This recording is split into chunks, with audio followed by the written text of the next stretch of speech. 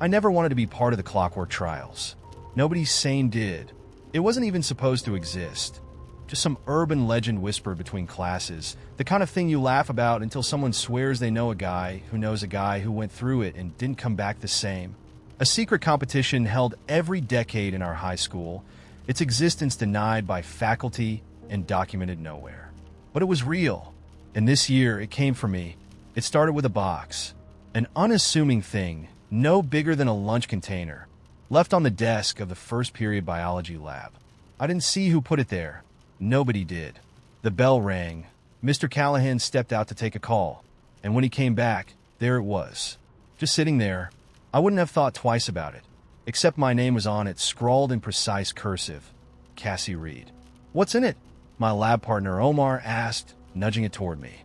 "Maybe someone's confessing their undying love," our friend Jess teased from the next table. I shrugged, trying to play it cool, but my heart was racing. Slowly, I opened the lid. Inside was a single brass key and a folded piece of paper. The note was handwritten in the same elegant script. "Welcome to the Clockwork Trials. Your first task begins tonight at midnight.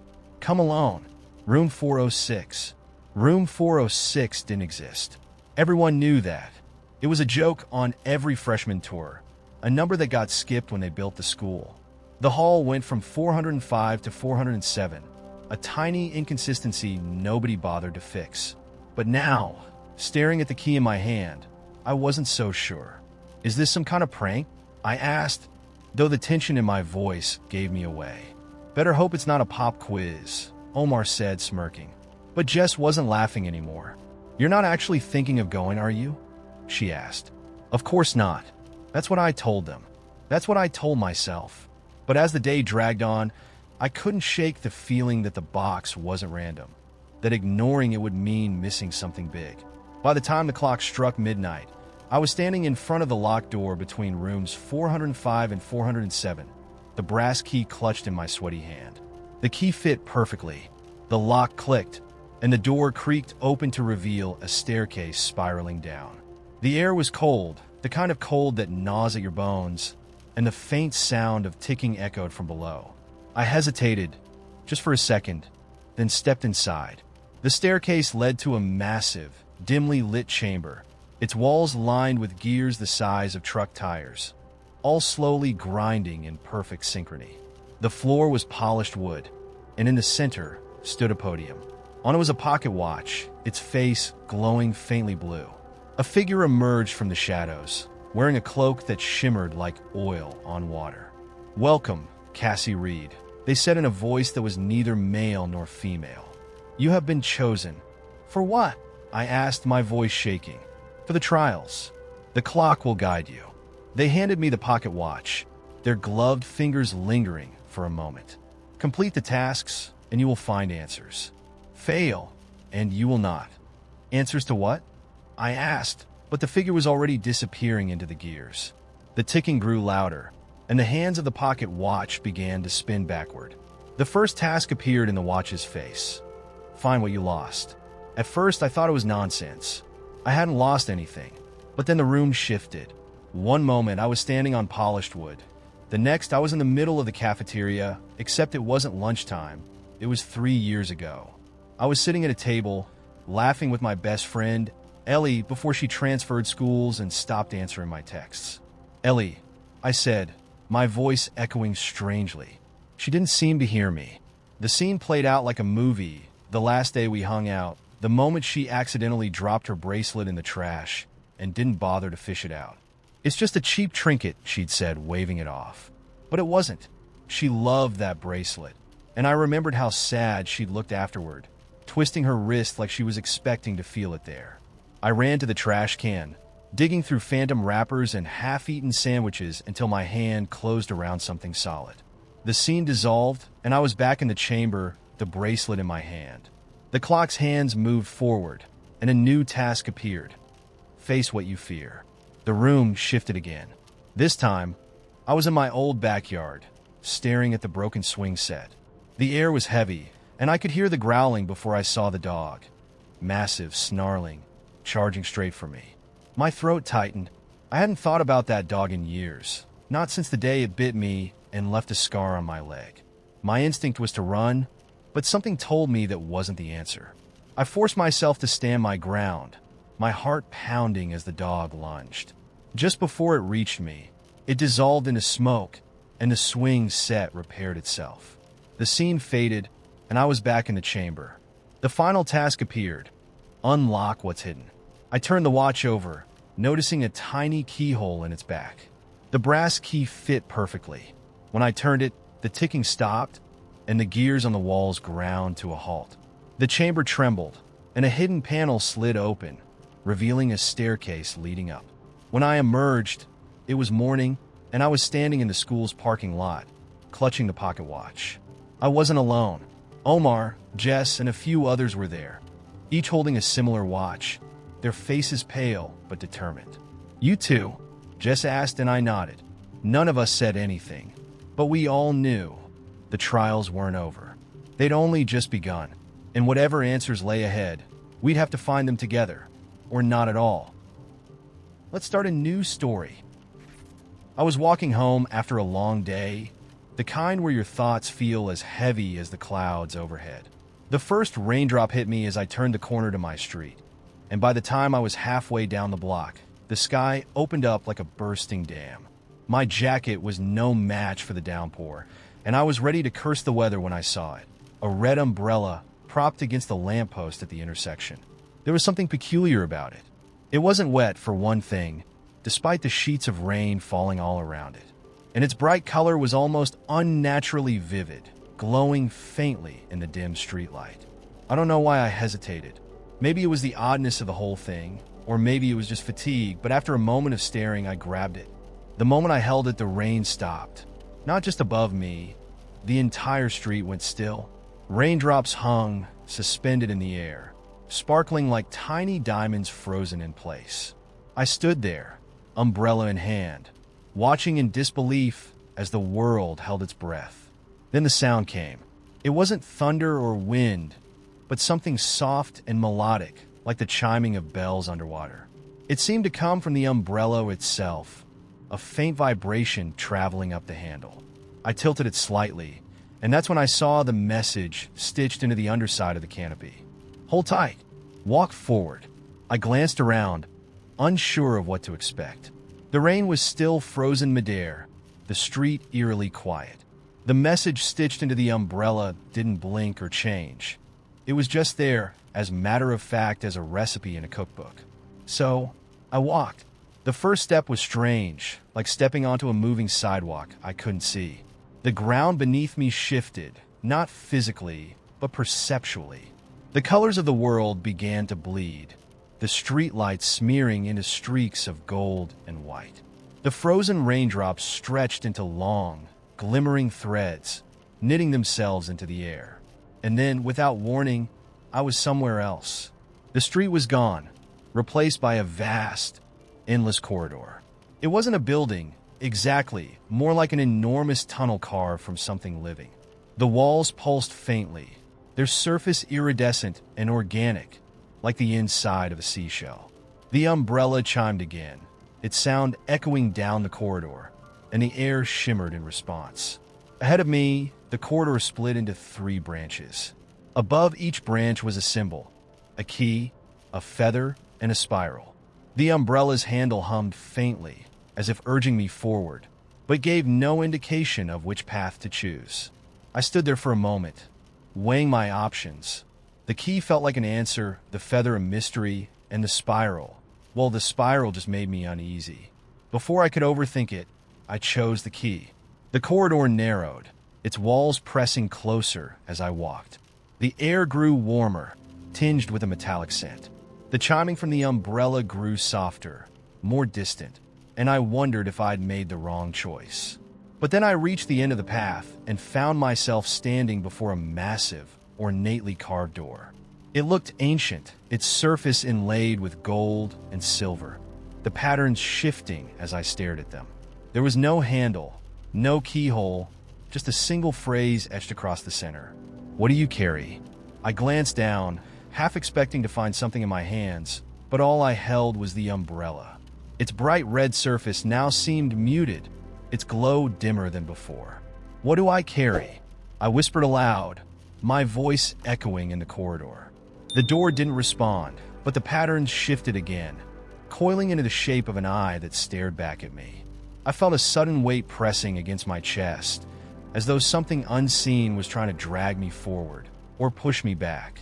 And then I realized it wasn't asking about the umbrella or my bag or anything I'd physically brought with me.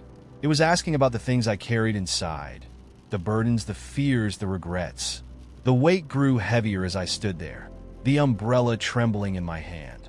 I thought about the days I spent second-guessing myself, the words I never said, the dreams I let slip away. They were all there, pressing against me, a lifetime of invisible luggage I hadn't even known I was dragging. "I carry too much," I said finally. The doors I blinked once, and the weight vanished. The door swung open, revealing not a room or a corridor, but a vast, endless sky. Stars shimmered above me, impossibly close, their light pulsing in time with the faint chime of the umbrella. A figure stepped forward from the starlit expanse, their form cloaked in flowing, silvery fabric. They held a mirror, its surface polished to an unnatural shine. "You are lighter now," they said, their voice soft but resonant. "What will you choose to carry next?" I stared into the mirror, and for the first time, I didn't see my reflection. I saw 1,000 paths stretching out before me, each one filled with different versions of myself. Stronger, weaker, braver, more broken. The figure extended the mirror toward me. "The umbrella will guide you back," they said, "but the choice is yours." I reached for the mirror, but before I could touch it, the umbrella's chime grew louder, its sound spinning the stars into a blur of light. The ground dissolved beneath me, and I fell, not into darkness, but into the soft, rhythmic patter of rain. I was back on the street, the umbrella still in my hand.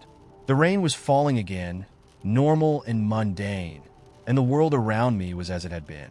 But the weight I'd felt before was gone, replaced by something lighter, sharper, a sense of clarity I couldn't explain. I looked up at the umbrella, its red surface glowing faintly once more. The message stitched inside had changed. Carry only what matters. And so I did. Let's start a new story. It began with a glitch. Not the kind you'd notice immediately, like a frozen screen or a buffering video, but the subtle, eerie kind, a small inconsistency in the world that you can't quite explain but can't ignore either. I was on my usual evening run, looping through the park, when it happened. The path was familiar. I'd run it 100 times. The stretch along the river, the big oak tree that leaned like it had too much to drink, the little stone bridge that always smelled faintly of mildew. But as I crested the hill near the duck pond, I saw something that didn't belong, a payphone. It stood there on the edge of the trail, just past the willow tree, its chipped blue paint gleaming faintly in the dimming light. The kind of payphone that had no business existing in a world where everyone carried their own tiny computers. I slowed to a stop, staring at it like it might vanish if I blinked. It wasn't connected to anything. No wires, no booth. Just a freestanding, stubborn relic of another era. And then it rang. A payphone, ringing in the middle of a park. My first instinct was to laugh because it was so absurd.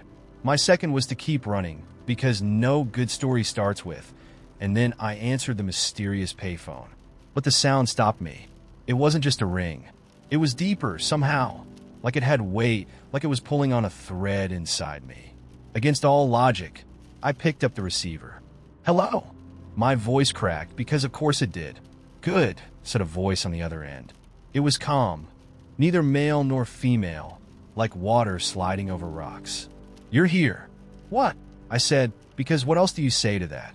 "There's something you need to do," the voice continued, ignoring my confusion. "A key has been left. You will find it. It's important." "Wait," I said, gripping the receiver tighter. "What key? Who is this?" But the line went dead. Not with the soft click of a modern call ending, but with the loud, mechanical clunk of old technology, saying we're done here. I stood there for a moment, holding the phone like it might explain itself, before the absurdity of the situation caught up with me. A key? Left where? And why me? I looked around, half expecting a camera crew to jump out and yell gotcha. But the park was empty, the air thick with the hum of summer. I was about to chalk it up to some elaborate prank when I noticed it. A glint of metal at the base of the willow tree. It was small and ordinary looking, the kind of key you'd find in an old desk drawer or a diary lock. I crouched down, turning it over in my hand. It was warm, almost like it had been waiting for me. There was no note, no tag, just the key. Now, any reasonable person would have stopped there. I could have tossed it, gone home, and written the whole thing off as an elaborate coincidence. But something about the key felt purposeful, like I'd already agreed to whatever came next, even if I didn't understand what that was. The next day, I found the first lock. It wasn't hard to spot. I was walking to the corner store when I saw it. A weathered wooden box bolted to the wall of an alley, with a small brass keyhole glinting in the sunlight. It looked like it had been there forever, ignored by the world. My heart thumped as I slipped the key in, half expecting it to jam. But it turned smoothly, the lock clicking open like a sigh. Inside the box was an envelope, yellowed at the edges, with my name written on the front. Not just my name, but my handwriting, as though I'd written it myself years ago and forgotten. I hesitated, then opened it. Inside was a single photograph. It was black and white, grainy like something pulled from an old film reel. It showed a door, tall, ornate, with intricate carvings that seemed to twist and shift the longer I looked at them. On the back of the photo, in that same familiar handwriting, were two words, "Keep going." I didn't sleep much that night. Questions buzzed in my head, each one louder than the last. Who was doing this? How did they know me? And why did it feel like I was walking into a story I'd already lived? The key led to more locks. Each one appeared in places I couldn't explain. On the back of a park bench, in a forgotten locker at the bus station, even once inside my own mailbox. Each lock held a clue. An old map with a single street circled, a playing card with a cryptic note scrawled on the back, a cassette tape that played only static until it whispered, "Not yet." Every step felt like a puzzle piece clicking into place, even though I didn't have the full picture. The world around me seemed to change too, small, unexplainable things. Streetlights flickered in patterns that felt like Morse code. Strangers smiled at me like they knew something I didn't. Time itself felt slippery, like the days were stretching to fit this unfolding mystery. And then, one evening, I found the door. It was exactly like the photograph. Tall, carved with twisting patterns that seemed alive. It stood at the end of a dead-end street I'd walked past 100 times but had never noticed before. My key, the same small, ordinary key I'd been carrying for weeks, fit perfectly. I turned it, the door swung open, and, well, I'm not going to tell you what was on the other side. Not because I don't want to, but because I don't think I could if I tried. Words don't stretch far enough to describe it, and maybe that's the point. All I can say is that it changed me, in ways I'm still untangling. I keep the key on a chain around my neck now, though it doesn't open anything anymore. Sometimes, I wonder if the door will return, if another lock will appear. But mostly, I wonder this. Have you ever felt like you were following a thread that only you could see, one that pulled you somewhere? Let's start a new story. I woke up to the sound of glass breaking, except nothing was broken. The noise hung in the air, sharp and shimmering, as though the world had just fractured but decided to stay intact out of politeness. I rubbed my eyes, half expecting to see shards scattered across my bedroom floor. Instead, the floor wasn't there. My bed was perched on a wooden platform that floated in a vast, endless void filled with slow-moving stars. "About time," said a voice to my left. I turned to see an hourglass, roughly my size, standing upright on the edge of the platform. Its sands weren't falling. They swirled in suspended motion, forming complex spirals and constellations. The voice had come from it, though the hourglass had no mouth. "Where am I?" I asked, though it felt like a small question for the enormity of the situation. The hourglass tilted slightly, as if shrugging. "You're between ticks," it said, its tone as casual as someone explaining traffic. "Between ticks?" Time paused, it said. "Well, not all time, just yours." It leaned closer, and the constellations within its sands rearranged into what looked suspiciously like a smirking face. "You did something interesting yesterday." I blinked. "I didn't do anything yesterday." "Exactly," the hourglass said, as though I'd proven its point.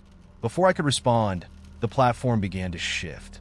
Planks rearranged themselves like puzzle pieces, extending outward and forming a narrow bridge. Beyond the bridge, a door appeared, tall, ancient, its surface carved with symbols that glowed faintly in rhythm with my heartbeat. "What's through there?" I asked. "That," said the hourglass, "is where stories go when you abandon them." I hesitated. Why would I abandon a story? Fear, it said. Doubt. Boredom. Take your pick. They all end up there eventually. But every once in a while, the hourglass added, its sands swirling faster, someone gets the chance to revisit them. It gestured, or at least I think it gestured, toward the door. "Go on. It won't wait forever." With no better options, I stepped onto the bridge. The planks creaked beneath me, but the void around them seemed to hold everything in place. As I walked, faint whispers began to rise, the kind that tickle the edge of your hearing and make you wonder if you're imagining them. By the time I reached the door, the whispers had become voices. Louder now, overlapping, speaking in languages I didn't understand, but somehow felt familiar. I pushed the door open. The room beyond wasn't a room at all. It was a garden, or at least what a garden might look like if it had been dreamt by someone who'd only ever heard of plants but never seen one. The trees were enormous, their trunks twisted like braided rope and their leaves shimmering with colors that shifted as I looked at them. The ground was covered in something soft and glowing, neither grass nor moss, but something in between. Scattered throughout the garden were glass cases. Hundreds of them, each containing something different. I approached the nearest one. Inside was a jar of honey, except the honey was moving. Tiny golden rivers weaving themselves into intricate patterns. A plaque beneath the case read, "The recipe you never tried." The next case held a pair of shoes, worn and scuffed, but glowing faintly at the edges. The plaque read, "The journey you almost took." I wandered from case to case, each one a fragment of something half-remembered, a melody I'd hummed once, but never finished. A letter I'd started writing and abandoned. A map with a single, solitary X marked in the corner, the destination unknown. "Everything you left behind," said the hourglass, appearing beside me without warning. "I didn't leave these behind," I said, though my voice felt less certain than I wanted it to. The hourglass tilted its head, as though to say, "Didn't you?" I moved deeper into the garden, and the cases began to change. The objects inside weren't just abandoned ideas. They were entire lives. One case showed me as a painter, standing in a studio filled with enormous, breathtaking canvases. Another showed me walking through a bustling city I didn't recognize, laughing with strangers who felt like friends. One case had me standing on the deck of a ship that sailed through stars instead of water. The hourglass was watching me. "You can open one," it said. "What? Only one," it replied. "Time may have paused, but it's not particularly patient. Choose wisely." I turned back to the cases. The thought of opening one was exhilarating and terrifying in equal measure. What would happen if I did? Would I step into that life, leaving everything behind? Would I lose who I was now? What happens if I don't choose? I asked. The hourglass was silent for a long moment. Its sands swirled faster, forming a galaxy that spun and collapsed in its center. "Then they stay here," it said quietly, "waiting. Forever." I looked at the cases again, each one glowing faintly, as if holding its breath. My hand still hummed with that strange melody, and as I reached toward a case, a tiny, glowing book with no title, the humming grew louder, filling my chest with something that felt suspiciously like hope. But I hesitated, and then, slowly, I pulled my hand back. I said, my voice trembling slightly, "I'll keep writing the story I'm in." The hourglass didn't reply, but its sands slowed, and for the first time, they fell steadily. The garden began to dissolve around me, its colors bleeding into the air like watercolor on wet paper. When I opened my eyes, I was back in my bed. The ceiling was solid. The floor was there, and the hum of my hands had faded. But on my nightstand, there was a single golden grain of sand, glittering faintly. And somehow, I knew the door wasn't closed forever. So, here's the question I'll leave you with. If you had the chance to revisit all the stories you've ever abandoned, every untaken path, every unspoken word, would you step through the door? Or would you choose to keep walking forward, knowing the stories waiting behind you might stay unwritten? Let's start a new story. It began on an afternoon I didn't expect to be anything special, like most of them, if I'm honest. I had taken the train to the outskirts of the city to visit a small antiques market I had discovered a few weeks earlier. The streets were lined with faded brick buildings, their windows fogged up with history and untold stories. The market itself was tucked between two dusty cafes, a maze of second-hand curiosities, forgotten heirlooms, and musty-smelling books. I hadn't been there long when I noticed it. I don't know why I looked at it. It wasn't even the oldest thing on the shelf, far from it. The table in front of me was covered with brass candle holders, chipped porcelain teapots, and tarnished silverware, all of which held their stories, their silent echoes of another life. But there, off to the corner, behind an old wooden box, was a small object that seemed out of place. It wasn't that it looked valuable, quite the opposite, actually. It was a dusty, chipped stone, the kind you might find on the beach or in a garden. Something that had no particular value except for its presence. But there was something about the way it caught the light, a faint gleam buried deep inside it, that drew me closer. I picked it up. It was warm in my hand, smoother than I expected. I turned it over, feeling the faint grooves, almost like an engraving, but nothing I could make out. It was as if the stone itself had absorbed its past, a history so long and complex that it had become unreadable to anyone who hadn't touched it first. There was something deeply unsettling about that, and like all unsettling things, it didn't let go easily. I wasn't sure why I bought it. I didn't even need it, and I wasn't particularly sentimental. I guess sometimes a strange thing just calls to you, and you don't know why. Maybe I was just looking for something to distract me from my life. A life that felt more like a series of days with no story, just blank pages waiting for something to happen. The market owner didn't seem to notice or care. He rang it up without a word, just a brief flicker of a smile as his gnarled fingers touched the stone, then slipped it into a paper bag for me. I left the market with that feeling in the pit of my stomach, the kind you get when you buy something you know you shouldn't, when you can feel the weight of it before you even look at it. That night, as I sat on my couch, staring at the stone in my hand, I wondered why it had felt so familiar. So right. Then the room changed. It didn't happen all at once. The air around me just seemed to tighten, to press in, until everything felt different. My apartment, my small, familiar space, had shifted. It felt like the walls were too far away, and the floor was too close.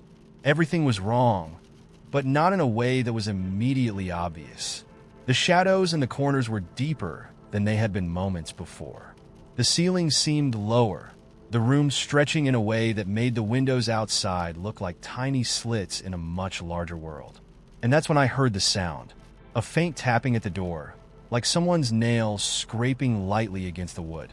It wasn't harsh, but it wasn't a sound I'd ever heard before. I stood up slowly, my body refusing to move at the same speed as my thoughts. I knew it wasn't someone at the door.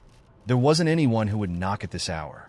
I didn't know anyone who would even come to my apartment, not on a night like this. But the sound persisted. Talp, talp, talp. It was almost musical, rhythmic, like the stone in my hand was guiding it, somehow whispering something through the walls. Without thinking, I walked toward the door. My mind was too full of static to reason, to consider what might be happening. I just reached for the handle. When I opened the door, there was no one there. But the hallway was different. It was longer than I remembered, stretching beyond the doorframe, twisting and turning in impossible ways. The walls, once bare and lifeless, were now covered with old photographs, the frames cracked and yellowed, the faces blurred. I could feel a weight in the air, as if every photo had its own breath, its own pulse. I stepped out into the hallway, closing the door softly behind me. The stone in my hand pulsed, just once like a heartbeat. As I walked, the hallway seemed to open up in front of me, leading me down narrow corridors I had never seen before. There were rooms off to the side, but none of them had doors. There was only the soft glow of light coming from places I couldn't see. It wasn't so much that the space had changed. It was as if the entire building had been here all along, waiting for me to uncover it, to find it. Eventually, the hall opened up into a room. It was an old library, though not like any library I'd ever seen before. The shelves were overflowing with books bound in leather, some of them cracked with age, others shimmering with a strange iridescence that seemed to beckon me closer. But it wasn't the books that drew me in. It was the smell. It was the scent of paper, sure, but also something deeper, something more alive. The air was heavy with it, thick with a strange warmth. And at the center of the room, seated at a wooden desk, was an old man, scribbling furiously in a journal. He looked up when I entered. "Ah," he said, his voice low and raspy but calm, like someone who had been waiting for me. "I wondered when you'd get here." I froze, but I couldn't speak. There were 1,000 questions, but none of them seemed to matter. I had no words for what I was seeing, no words for how the room seemed to pulse with its own rhythm, its own life. The old man closed the journal, as if he had already written everything he needed to. He folded his hands together and looked at me with eyes that seemed far older than anything on this earth. "You've come for your story," he said simply. I wanted to ask what he meant, but I already knew. The stone in my hand was no longer warm. It was heavy, like a world made of silence. I could feel it pulling me toward the desk, urging me to sit, to begin. "What happens now?" I whispered, my voice sounding far away, like it belonged to someone else. The old man smiled faintly, almost pityingly. "What happens next is up to you." He stood and stepped aside, revealing a large book on the desk. The cover was black, like the stone, smooth and cold to the touch. I opened it slowly. The pages were blank, except for the one at the very end. On that page, in shimmering silver ink, was a single line. "It begins when you stop running." And then, with a sound like wind passing through an empty street, the room began to fade. I woke up on my couch, the stone still warm in my hand, the apartment exactly as it had been before. Nothing had changed except for the way I felt. The weight of it was still in my chest, still in my fingers. It was as if I had crossed a threshold, and yet nothing was different. Or maybe everything was. The stone wasn't just a stone anymore. It was something more, a beginning, a reminder. And maybe in some strange, impossible way, it had always been there. I looked at it one last time, tracing the grooves on its surface, and I whispered, "What now?" The stone stayed silent, but I knew the answer. It was time to stop running. Let's start a new story. The first thing I noticed when I woke up was the sound of the rain. It wasn't the soft, steady rhythm you'd expect from a storm, nor the gentle tap of droplets on a window. No, this rain was musical. It sounded like a symphony made from tiny cymbals, chimes, and the occasional saxophone note drifting through the air, as if the rain itself were playing its own song. I could hear it with perfect clarity, yet I couldn't quite tell where it was coming from. The air felt thick, charged, as though the world around me was holding its breath. I sat up slowly. I wasn't in my bed anymore. Instead, I was in a strange room, its walls bathed in warm, amber light. The light flickered like 1,000 candles, but I couldn't see the flames. The room itself was circular, the walls covered with shelves full of books, jars of liquids that seemed to shimmer, and mirrors that reflected nothing but the soft glow. At the center of the room was a wooden table, and on it lay something that caught my attention immediately, a glowing, pulsating stone. It was roughly the size of a fist, with veins of gold running through it, as if the stone were alive. It hummed quietly, like it was breathing. I reached for it without thinking. The moment my fingers touched the stone, everything around me shifted. The air thickened and the walls blurred, as if I were seeing through a fog. I stood up, startled, but the floor beneath me didn't feel like wood anymore. It felt soft, like the surface of water or a dream you can walk through. Then, the door across from me creaked open. A figure stepped through, tall and slender, dressed in an ancient-looking robe that seemed to swirl with light and shadow. Their face was hidden by a hood, but their voice, when they spoke, was rich and musical, like the rain outside. "You've touched it," they said, almost amused. Not many do. I opened my mouth to respond, but no words came out. The weight of what I was experiencing pressed against my chest, but there was no fear, just wonder. The figure stepped closer, lifting their hood, revealing a face that looked like a landscape, like the texture of rock and earth, but also something impossibly more delicate, like the petals of a flower yet to bloom. "I'm sorry," I managed. "Where am I?" The figure smiled faintly, as if they were pleased by my confusion. "You're in the Temple of Almost. You've crossed into the space between the moments that matter and the ones you think you've missed." "The Temple of Almost?" "Yes," they said, their eyes gleaming. "A place where the lives you didn't live gather. The choices you didn't make. Your almosts." I shook my head. "I don't understand." "Few do," they replied. "But that's the beauty of it, isn't it? You are standing in the intersection of everything you could have been, but weren't. You are here because you touched the stone of almost." I glanced down at the stone in my hand, still glowing softly. I didn't remember picking it up, but I knew without a doubt that it was important. "What happens now?" I asked, my voice shaky. The figure extended a hand. "Now, you will see." Before I could protest or ask another question, the air shifted again. The ground beneath my feet wasn't solid anymore. I felt as if I were floating, as if the world around me was an illusion, flickering in and out of focus. The space stretched, expanded, until it wasn't a room anymore, but a vast landscape, an endless stretch of fields under a dusky sky. The horizon bent in strange angles, curving like a dream that was too big for its own canvas. "Where are we?" I whispered. The figure didn't answer immediately. Instead, they gestured to the space around us. "This is where the almost live. They don't have a fixed form, but they take shape in places like this." Suddenly, I was no longer alone. Figures appeared, shifting, ephemeral, like smoke rising from the ground. Some were human in form. Others were vague, distorted, almost like paintings that hadn't finished drying. Each one was doing something. Some were writing, some were crying, others were laughing or running in circles, as though they were caught in a loop of unfinished motions. One of them caught my attention. A woman stood in front of a large easel, holding a paintbrush, but she wasn't painting on a canvas. She was painting on the air itself, her brush strokes leaving glowing trails of color that hung suspended in the atmosphere. The colors shifted, changing into abstract shapes that morphed and dissolved before my eyes. "This," the figure said softly, "is one of your almost, a moment when you almost became an artist, a moment you nearly chose." I watched the woman for a moment, the vibrant colors she created glowing around her like a halo.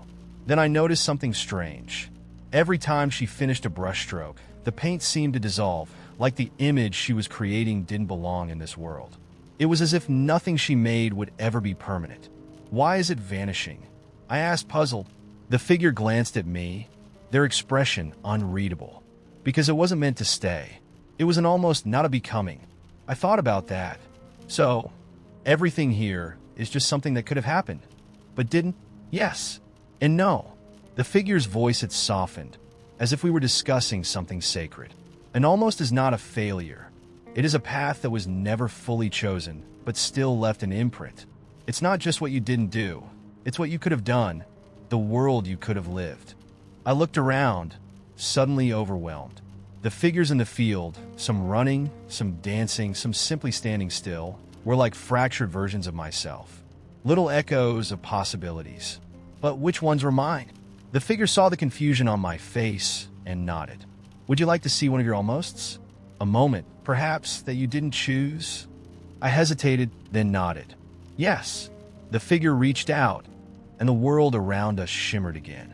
I felt a tug deep in my chest, like a thread pulling me forward, pulling me into a memory I hadn't fully realized. And then there I was standing in a park under a bright afternoon sky, waiting for someone. But this wasn't my memory. not exactly. The air smelled like rain, the grass soft under my feet. But I wasn't waiting for anyone I knew. The person I was waiting for wasn't anyone I could place in my life, but I knew them in that strange, familiar way dreams work. And then they arrived, a woman with wild red hair and a smile that seemed to reach through time. She took my hand, and we walked together down the path.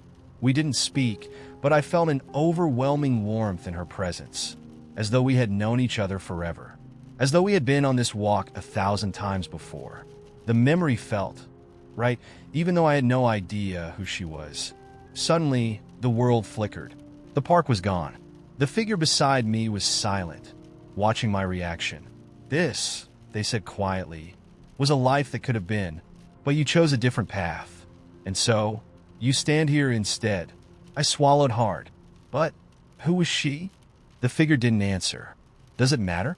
She's one of your almosts. Who you could have been had you taken a step in another direction. I stood there, the weight of the moment settling in, my chest tight. I didn't know who she was, but I knew the feeling. The almost. It was here, in my hands, in the pulse of the stone I still held. But the path was gone now, like the ripples of a pond that fades with the breeze. And I realized, somehow, that the question wasn't who she was. The question was, who was I in all the lives I hadn't lived? Are you ready to go back? The figure asked. I nodded, but not with certainty, not with the finality of choice. I wasn't ready to leave just yet. There were too many almost left, too many paths I could never walk. As the landscape began to fade and the stone's light dimmed, I understood something else. The almost would always be there, just beyond reach, shimmering at the edges of my vision. I could never live them, but they would shape the choices I made all the same. And maybe that was enough. What almost would you live if you could choose again? Let's start a new story. I found the box in the attic, tucked away beneath dusty old tarps and stacks of half-forgotten books. It wasn't even the kind of box that stood out, just a plain cardboard cube, a little crumpled at the corners, the label faded beyond recognition. For a moment, I almost didn't bother opening it. After all, I wasn't here to dig through forgotten memories. I was here because the roof was leaking, and it seemed like everything was falling apart at once. But there was something in the air that day, something I can't quite explain, like the walls were holding their breath, waiting for me to find it. Maybe it was the strange quiet that had settled in the house, the kind that only comes after the last person is gone and the place has learned to rest in its own silence. I pulled the box free and set it down on the floor, the weight of it strange, as if it contained more than the time-worn letters or old toys I'd half expected. As I opened it, I was greeted by a scattering of things, a collection of random objects, half of which I didn't recognize. There were postcards from cities I'd never been to, mismatched keys, an empty perfume bottle that still smelled faintly of lilacs, and a small, rectangular frame, tarnished silver with delicate patterns around the edges. But it wasn't the frame that made my heart skip a beat. It was the object beneath it, a small, chipped ceramic horse. I stared at it for a moment, the air growing thicker around me, until everything else in the box seemed to vanish. The horse was white, its mane and tail painted in delicate shades of gold, but what struck me was the way it felt. Heavy in my hands, far heavier than it should have been, and somehow familiar. A ripple of recognition curled through me like the first note of a forgotten song. I didn't understand why I was so drawn to it. I had no memory of it, no story attached to it. And yet, the moment I touched it, I felt something crack open inside me. A flood of images and sounds and colors that didn't belong to me but felt like they did. The smell of grass, the taste of warm summer air, the feel of grass stains on my knees. Laughter, my mother's laughter, so clear it was like she was right there beside me. The next thing I knew, I was no longer sitting in the dusty attic, surrounded by the smell of mildew and old paper. I was standing in a field, sunlight falling in long slants through the branches of a tree, the world alive with the sound of wind and birds and the distant hum of a train. I looked down at my hands, and there it was, the horse, the exact same one. I knew this without question. It was mine, but I wasn't holding it carefully like I was now. No, in this memory, I was chasing something, Something bigger than the horse. Something wild and elusive. A girl. A younger version of myself. Only she wasn't quite me. Not exactly. Her hair was tied up in a messy ponytail. Her face flushed with joy, and her eyes were wide with the kind of wonder only a child can experience. She was running barefoot through the grass, her legs moving in frantic, excited strides as she laughed and shouted. "Catch me, Sam," she cried, and her voice rang through the air like a bell, clear and carefree. Sam. The name hit me like a punch in the chest. I hadn't heard it in so long. Without thinking, I ran after her, the horse clutched tightly in my hands, my heart racing as if I were actually there. I could feel the weight of the ceramic in my palms, the delicate curves of the horse's body, the smoothness of the glaze. And when I reached her, when I caught up to her, I saw her face. It was me, but it wasn't. She was smiling, her eyes wide with that untamable, innocent joy only children seem to know. And in that moment, I realized something I hadn't known before. This wasn't just a memory. This was a part of me I had forgotten. A piece of myself that had been lost to time, buried beneath the layers of adulthood, responsibilities, and the weight of things left unsaid. "I don't want you to forget," she said, her voice a whisper beneath the wind. I didn't know what she meant. I wanted to ask, to beg for an explanation, but before I could speak, she was gone. The field, the sunlight, the horse, it all faded like a dream. And I was back in the attic, the box still open on the floor in front of me, the ceramic horse heavy and warm in my hands. I sat there for a long time, the house around me as still as it had been before, but now it felt different. The silence wasn't empty anymore. It had a weight to it, like something had shifted, something deep within the fabric of everything I thought I knew. I closed the box and ran my fingers over the tarnished silver frame, the one I had noticed earlier. I turned it over, and that's when I saw it.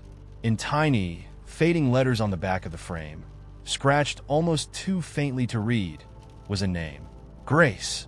It was my mother's handwriting, unmistakable even after all these years. And beneath the name, there was a single line.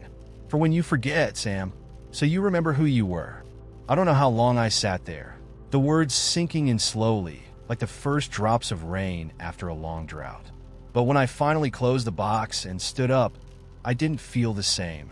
The attic, the house, the world outside, it all seemed different somehow. Lighter, perhaps, or maybe heavier. Like I was seeing it for the first time in years, maybe for the first time ever. I left the attic with the horse in my hands, unsure of what to do with it, but not wanting to let it go. It didn't belong in the attic anymore. It belonged with me, because in that brief, flickering moment, it had given me something I had lost, a way back to the person I used to be, and a way forward to someone I still had yet to become. I don't know if that was the point of it all, or if I'm just reading too much into an old toy from my childhood. But somehow, I think the point is this. There are parts of us, fragments of who we were, that we carry around, buried beneath the layers of our present selves.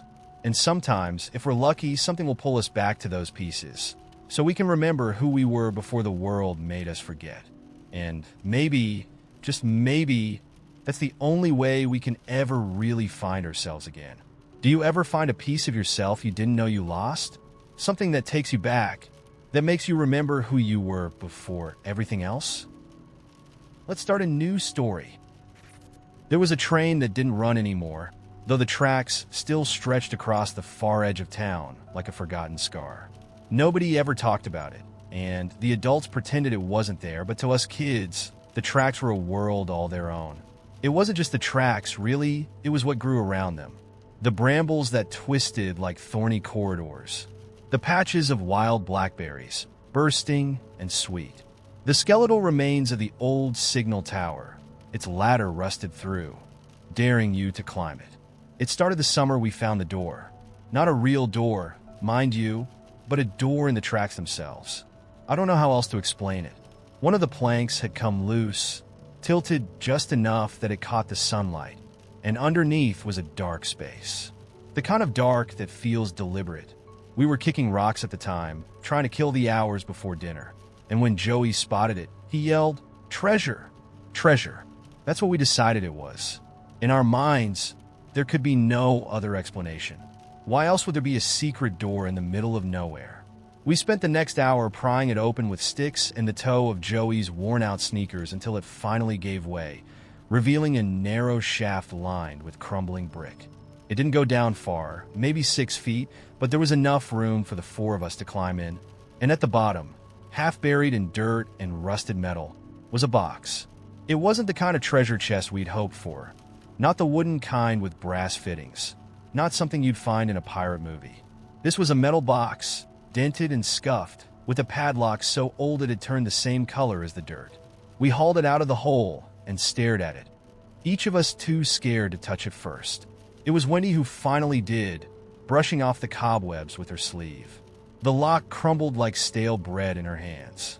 Inside were papers, hundreds of them, folded and yellowed with age, packed so tightly they made a soft rustling sound when Wendy pulled one out.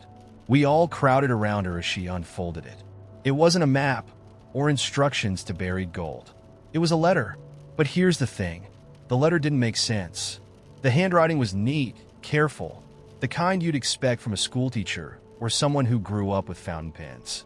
But the words didn't line up. There were sentences that seemed to start in the middle of a thought and paragraphs that ended in the middle of nowhere. One part read, "The flowers grow faster when it rains." I saw the blue door open, and he stepped through, wearing red. You have to close it before the train comes. If you don't, everything tilts. Please remember. It stopped there like someone had ripped the bottom half away. We sifted through the other papers, pulling them out one by one, but they were all the same. Fragments. Descriptions of things that sounded impossible.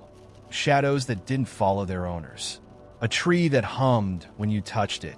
A house that appeared only at dusk, standing on a single leg. We didn't understand it, but we didn't care. To us, the box was magic. The kind of thing you don't question because questioning would break the spell. That summer became about the box. Every day, we'd meet at the tracks, our backpacks stuffed with snacks and flashlights, and we'd read the letters out loud to each other, inventing stories to explain them. Joey decided the blue door was real and led to another world. When he said the tree that hummed was actually alive, a secret guardian.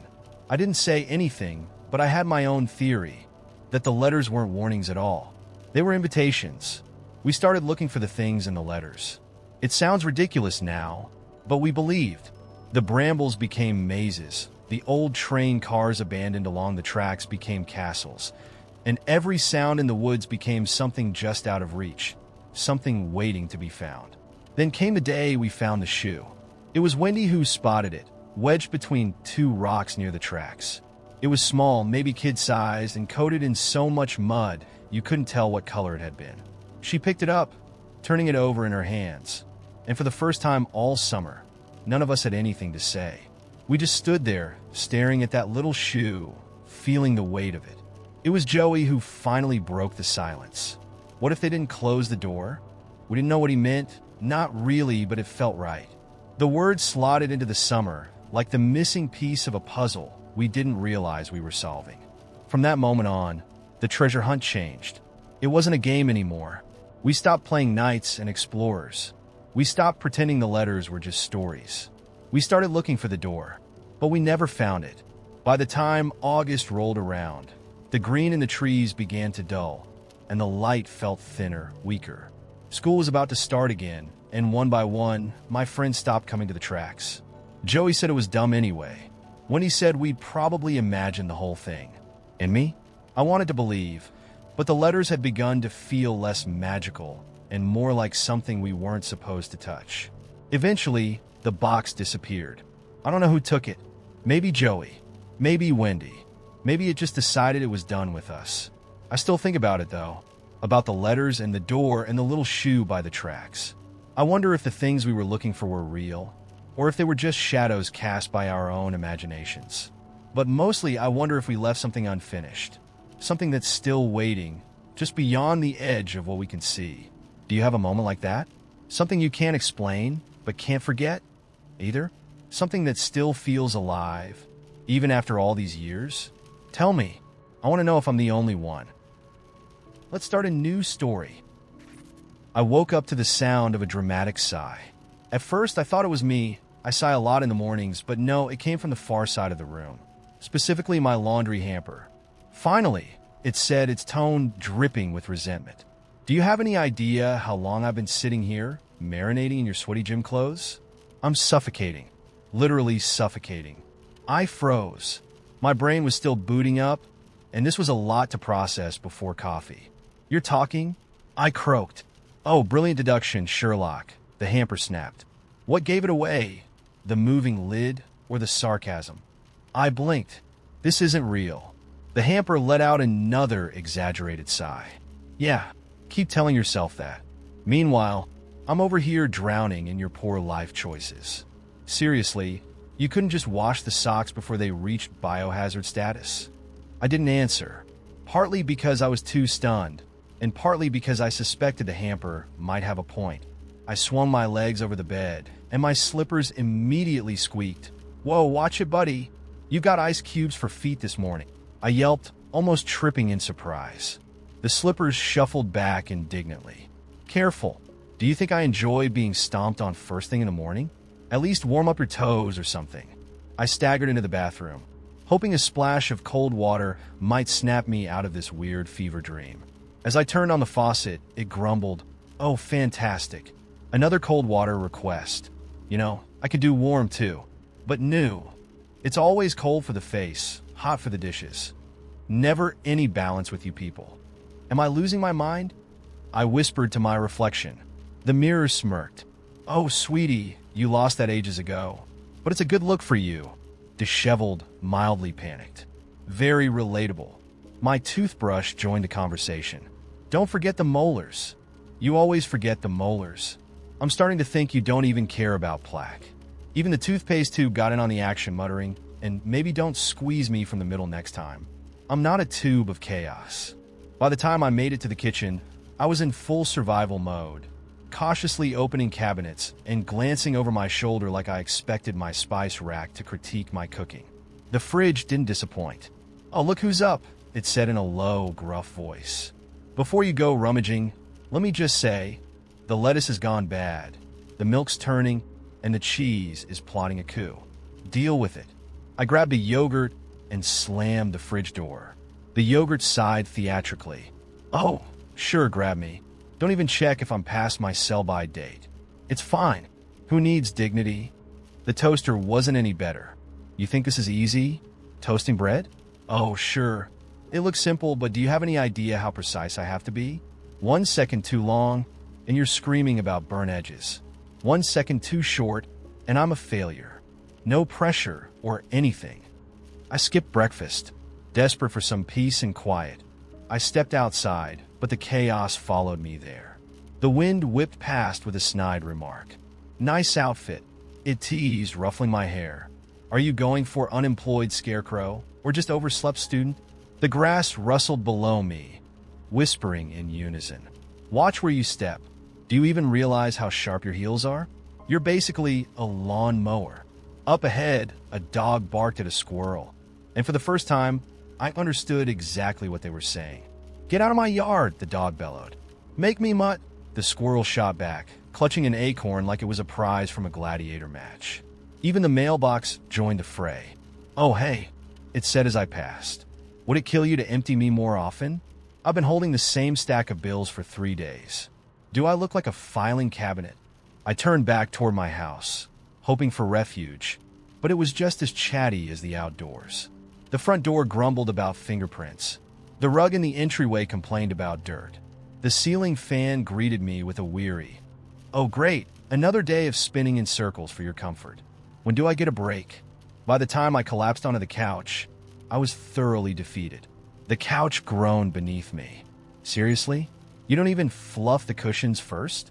Do you have any idea what you put me through every day?" "I just need 5 minutes," I muttered. "Sure." The TV chimed in, flickering to life unprompted. "Why don't you watch me mindlessly for hours instead of doing something productive? That'll fix everything." Despite myself, I laughed. It was ridiculous, all of it. The sass, the commentary, the sheer audacity of my furniture and appliances. But it was also oddly comforting, like the world had always been alive, and I was finally paying attention. Everything had its quirks, its grudges, its little personality traits. And honestly, it made the day feel a lot less lonely. So now I'm curious.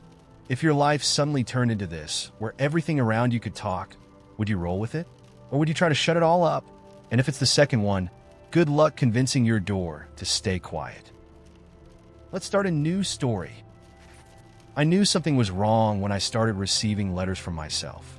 The first one arrived on a Thursday, tucked neatly into my mailbox between a coupon flyer and an electric bill. It was in an envelope I didn't recognize, cheap, white, slightly crinkled, and addressed in my own handwriting.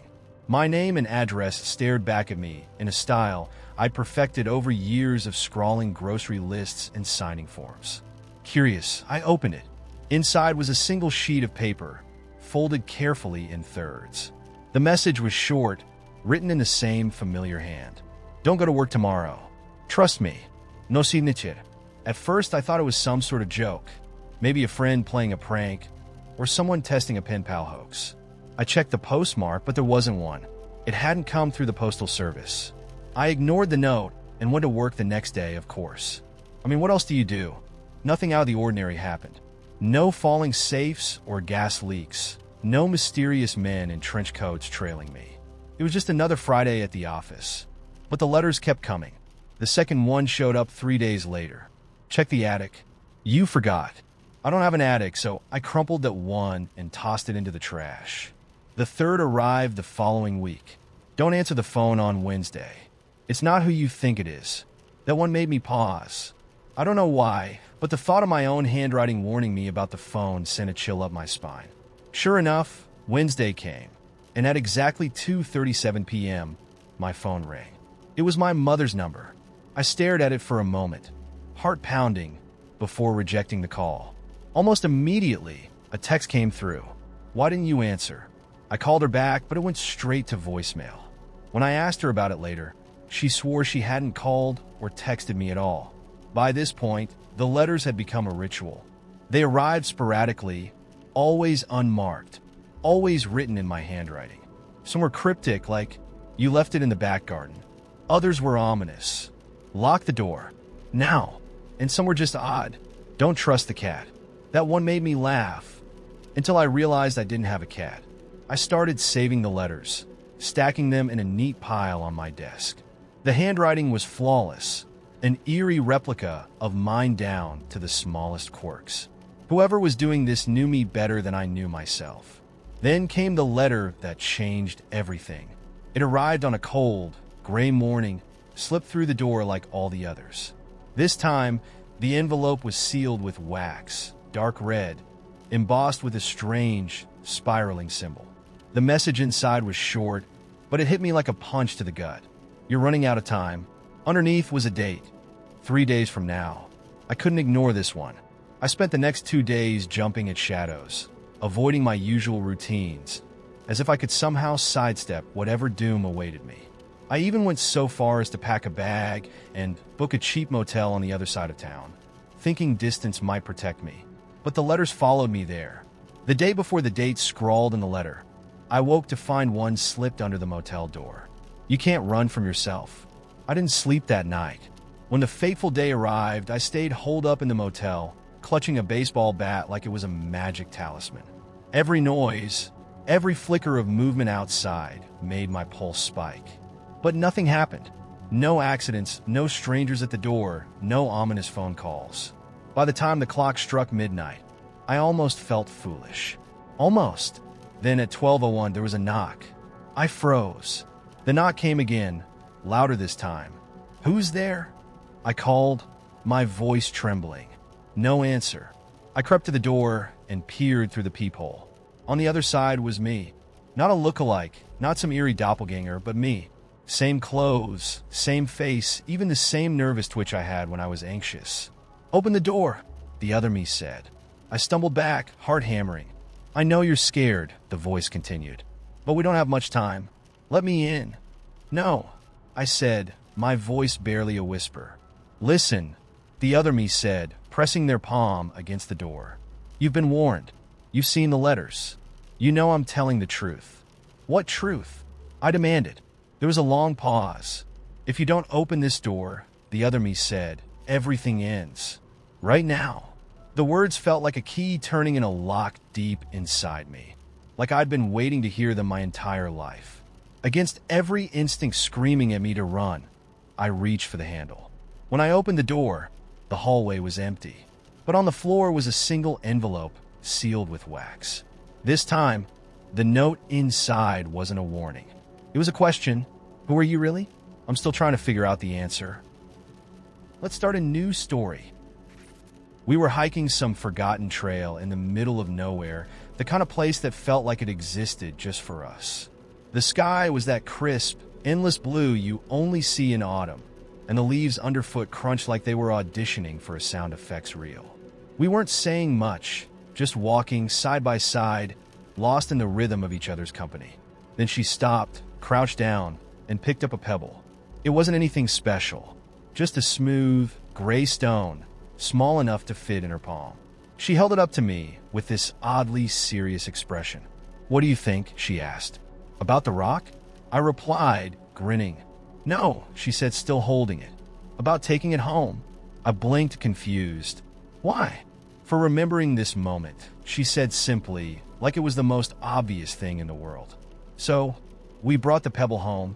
It sat on the windowsill above the sink, next to a dying basil plant and a jar of spare change. For weeks, I barely noticed it. Then one day, I was washing dishes and glanced at it, and suddenly, I was back on that trail. The crunch of leaves, the crisp air, the way her hair had caught the sunlight. After that, the ritual began. Every time we went somewhere new, she'd find a pebble. A smooth one from the beach on our first road trip. A jagged one from the campsite where it rained all night, and we laughed ourselves to sleep in a leaky tent. A tiny one from the park where she surprised me with a picnic on my birthday. We never talked about it. She'd just pick one up, turn it over in her hands like she was weighing its worth, and then slip it into her pocket with a nod. When we got home, it would join the growing collection on the windowsill, each stone a silent marker of a memory. After a while, the windowsill got crowded. I suggested moving them somewhere else, a jar, maybe, or a shadow box. But she insisted they stay where they were. "I like seeing them while I wash the dishes," she said. "It reminds me that life's more than just the everyday stuff." I couldn't argue with that. The stones began to accumulate faster than I expected. Some were sharp-edged, others polished smooth. A few were so small they seemed like they might slip through the cracks of our lives unnoticed if we didn't keep them there, lined up in quiet testament.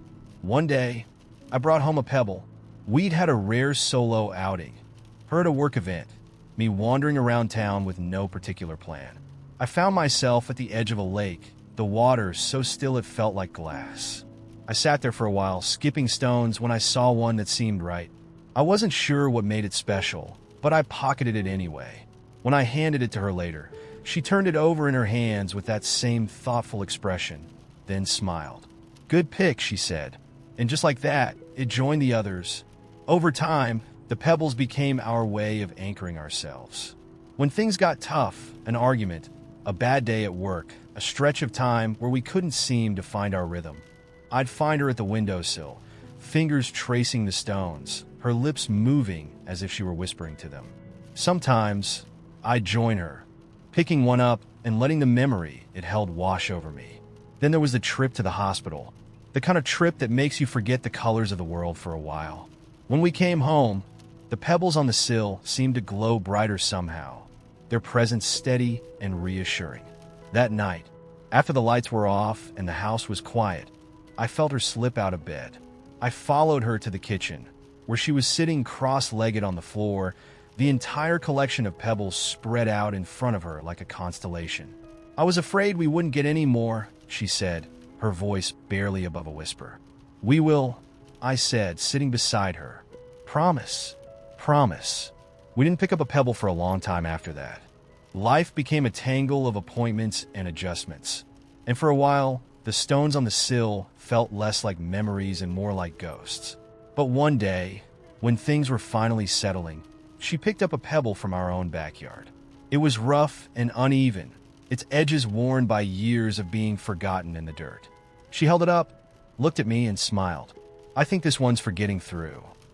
The collection is still on the windowsill, though we've added a second row. We don't go out as much these days, but every now and then, when the moment feels right, we find a pebble. Each one a little piece of proof that we were here, that we lived, that we made something of this life together. What about you?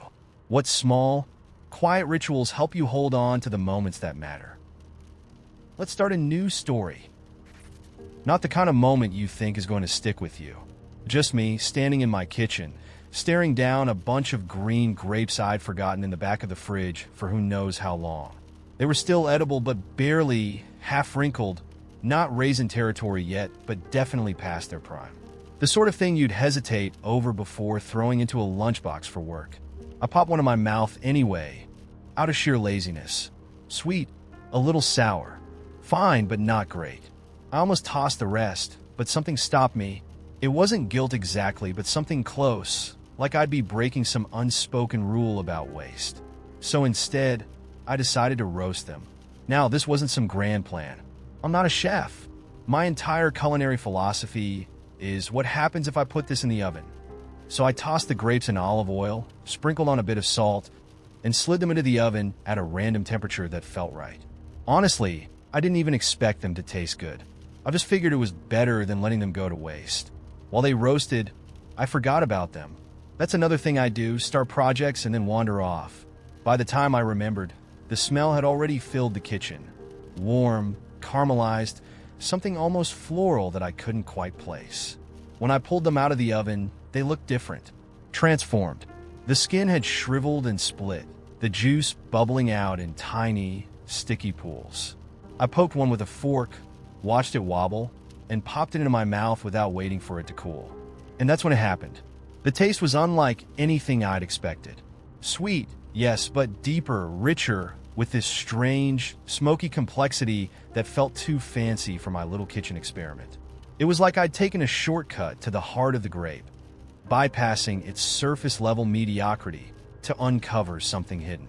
I stood there, barefoot and stunned, holding the tray like I'd just unearthed buried treasure. And then the thought hit me, not about the grapes, but about myself. How often had I written something off as past its prime? How many times had I looked at a person, a project, an idea, and decided it wasn't worth the effort because it didn't look like much at first glance? How many times had I done that to myself? I put the tray down and leaned against the counter, the roasted grapes still steaming in front of me. My mind was racing, but not in a bad way. It was like these grapes had opened a door in my brain when I didn't even know was there. The grapes had been imperfect, wrinkled, on the edge of being discarded. But with just a little care, barely more than an afterthought, they'd become something extraordinary. What if I could do that too? Not with grapes. With the parts of my life I'd been neglecting. The half-finished poems shoved in a drawer. The hobbies I'd abandoned because I wasn't good enough. The friendships I'd let wither because I was too afraid of looking vulnerable. What if all those things weren't past their prime, but just waiting for me to pay attention? That night, I ate the roasted grapes with a block of cheap cheese and a glass of wine that didn't pair with either of them. It was one of the best meals I've ever had, not because of the food, but because of what it meant. It felt like a promise to myself, to give things, people, ideas, me a chance to surprise me. The next day, I pulled out one of those old poems. It wasn't great. In fact, it was kind of awful, but I started working on it anyway. I let it sit and simmer, trusting it might turn into something worth keeping. And you know what? It did. Now, I can't look at a bunch of grapes without thinking about that moment in my kitchen. The way the ordinary can turn extraordinary if you're willing to give it time and a little heat. The way we so often overlook the beauty hiding in things we've written off. So, what about you? Have you ever taken something you thought was past its prime and given it a second life?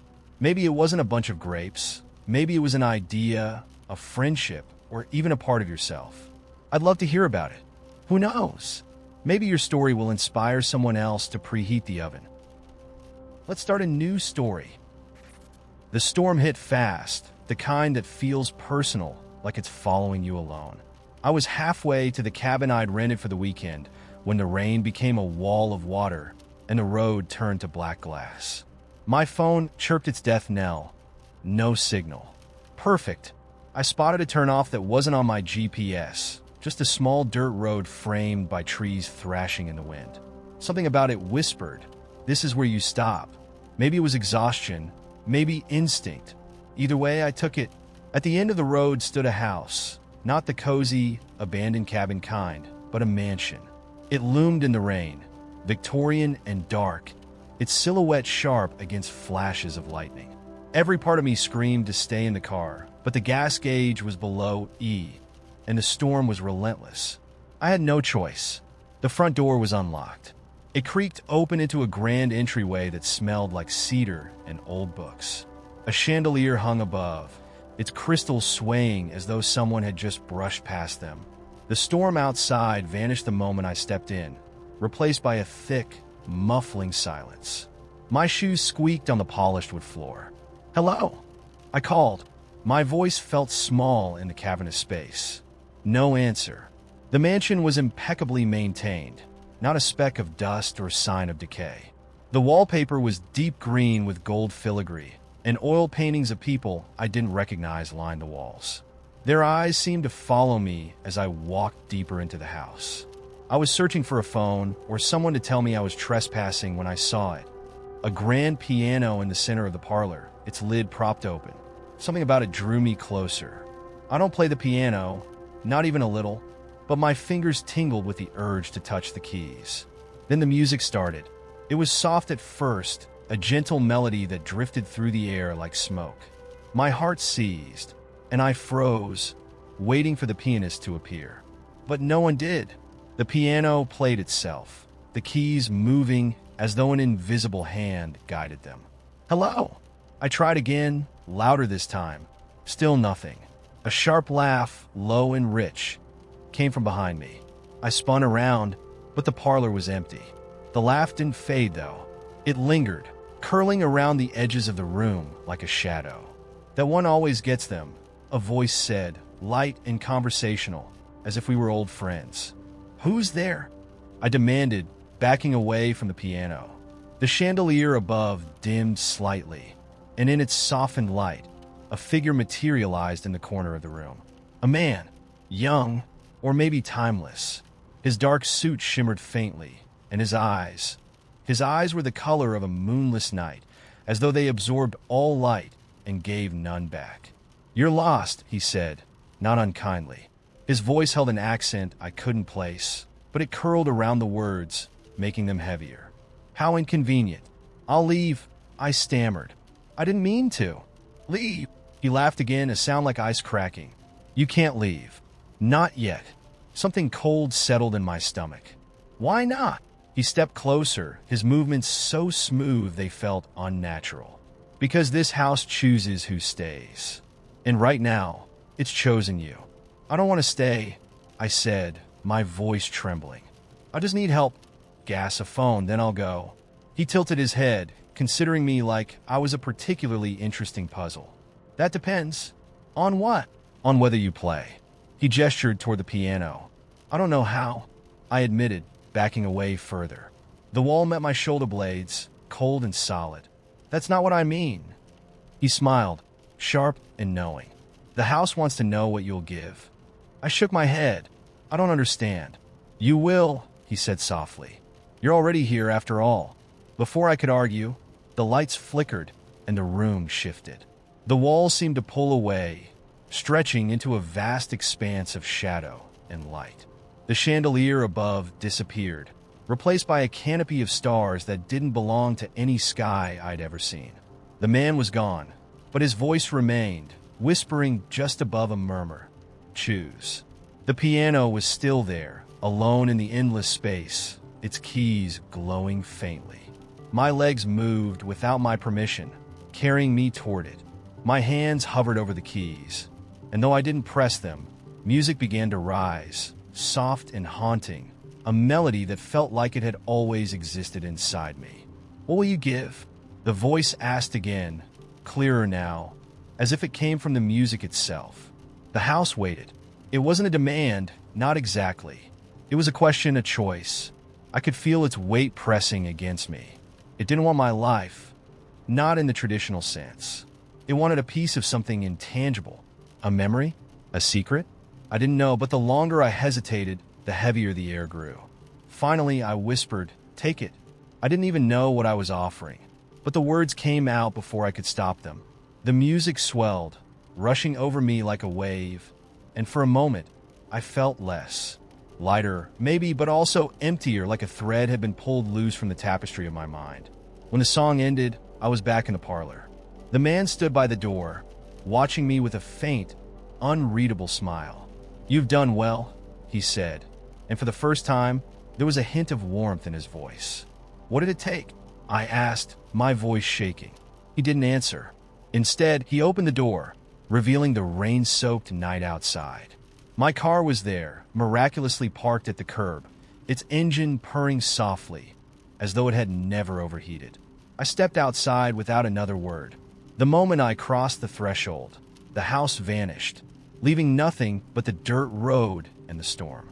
To this day, I don't know what I gave up in that house. There's a gap in my memory, a feeling of something I once knew but can't name anymore. Sometimes I hear the faint echo of music in my dreams, and I wake up with tears on my face, mourning something I can't even remember. Have you ever walked into a place that wasn't meant for you and left knowing you'd never truly leave it behind? Let's start a new story. I woke up to the sound of rain, which was odd because I live in a basement apartment, and the only thing I usually hear in the mornings is my upstairs neighbor's dog dragging something heavy across the floor. It wasn't just the sound, though, it was the smell, too. Not the metallic scent of a typical drizzle, but something sweeter, almost like honey. I sat up, groggy, and immediately noticed two things. First, the ceiling above me was no longer my familiar water-stained drywall, but a swirling expanse of deep blue, dotted with what I can only describe as constellations. Second, there was an umbrella next to my bed that definitely hadn't been there before. It was pale pink with tiny gears etched into the fabric, a handle that gleamed like polished brass, and a tag tied to it with a ribbon. The tag read, "Step outside. The rain is waiting for you." Now, I'm not usually one to take unsolicited advice from mysterious objects, but when your ceiling turns into the cosmos and an umbrella magically appears, curiosity tends to win out. I grabbed the umbrella, slid into my slippers, and opened the door to find not my apartment hallway, but a street I didn't recognize. The rain was unlike anything I'd ever seen. It fell slowly, almost lazily, in fat droplets that glowed faintly as they hit the ground. Where they landed, they didn't splash, they formed tiny shapes. A raindrop hit the pavement near my foot and immediately turned into a miniature fox made of water, which scampered away with a high-pitched yip. Another hit a lamppost and became a tiny bird that flitted up into the air before dissolving into mist. The street itself was cobblestone, winding and uneven, lined with buildings that seemed to grow organically out of the ground. One shop was built into a massive tree stump, its windows glowing with warm amber light. Another was made entirely of stacked glass bottles, each one filled with swirling colors that shifted as I watched. A signpost nearby had arrows pointing in all directions, each labeled with something cryptic. Yesterday's promises, the bakery that forgot its name, where cats go to nap.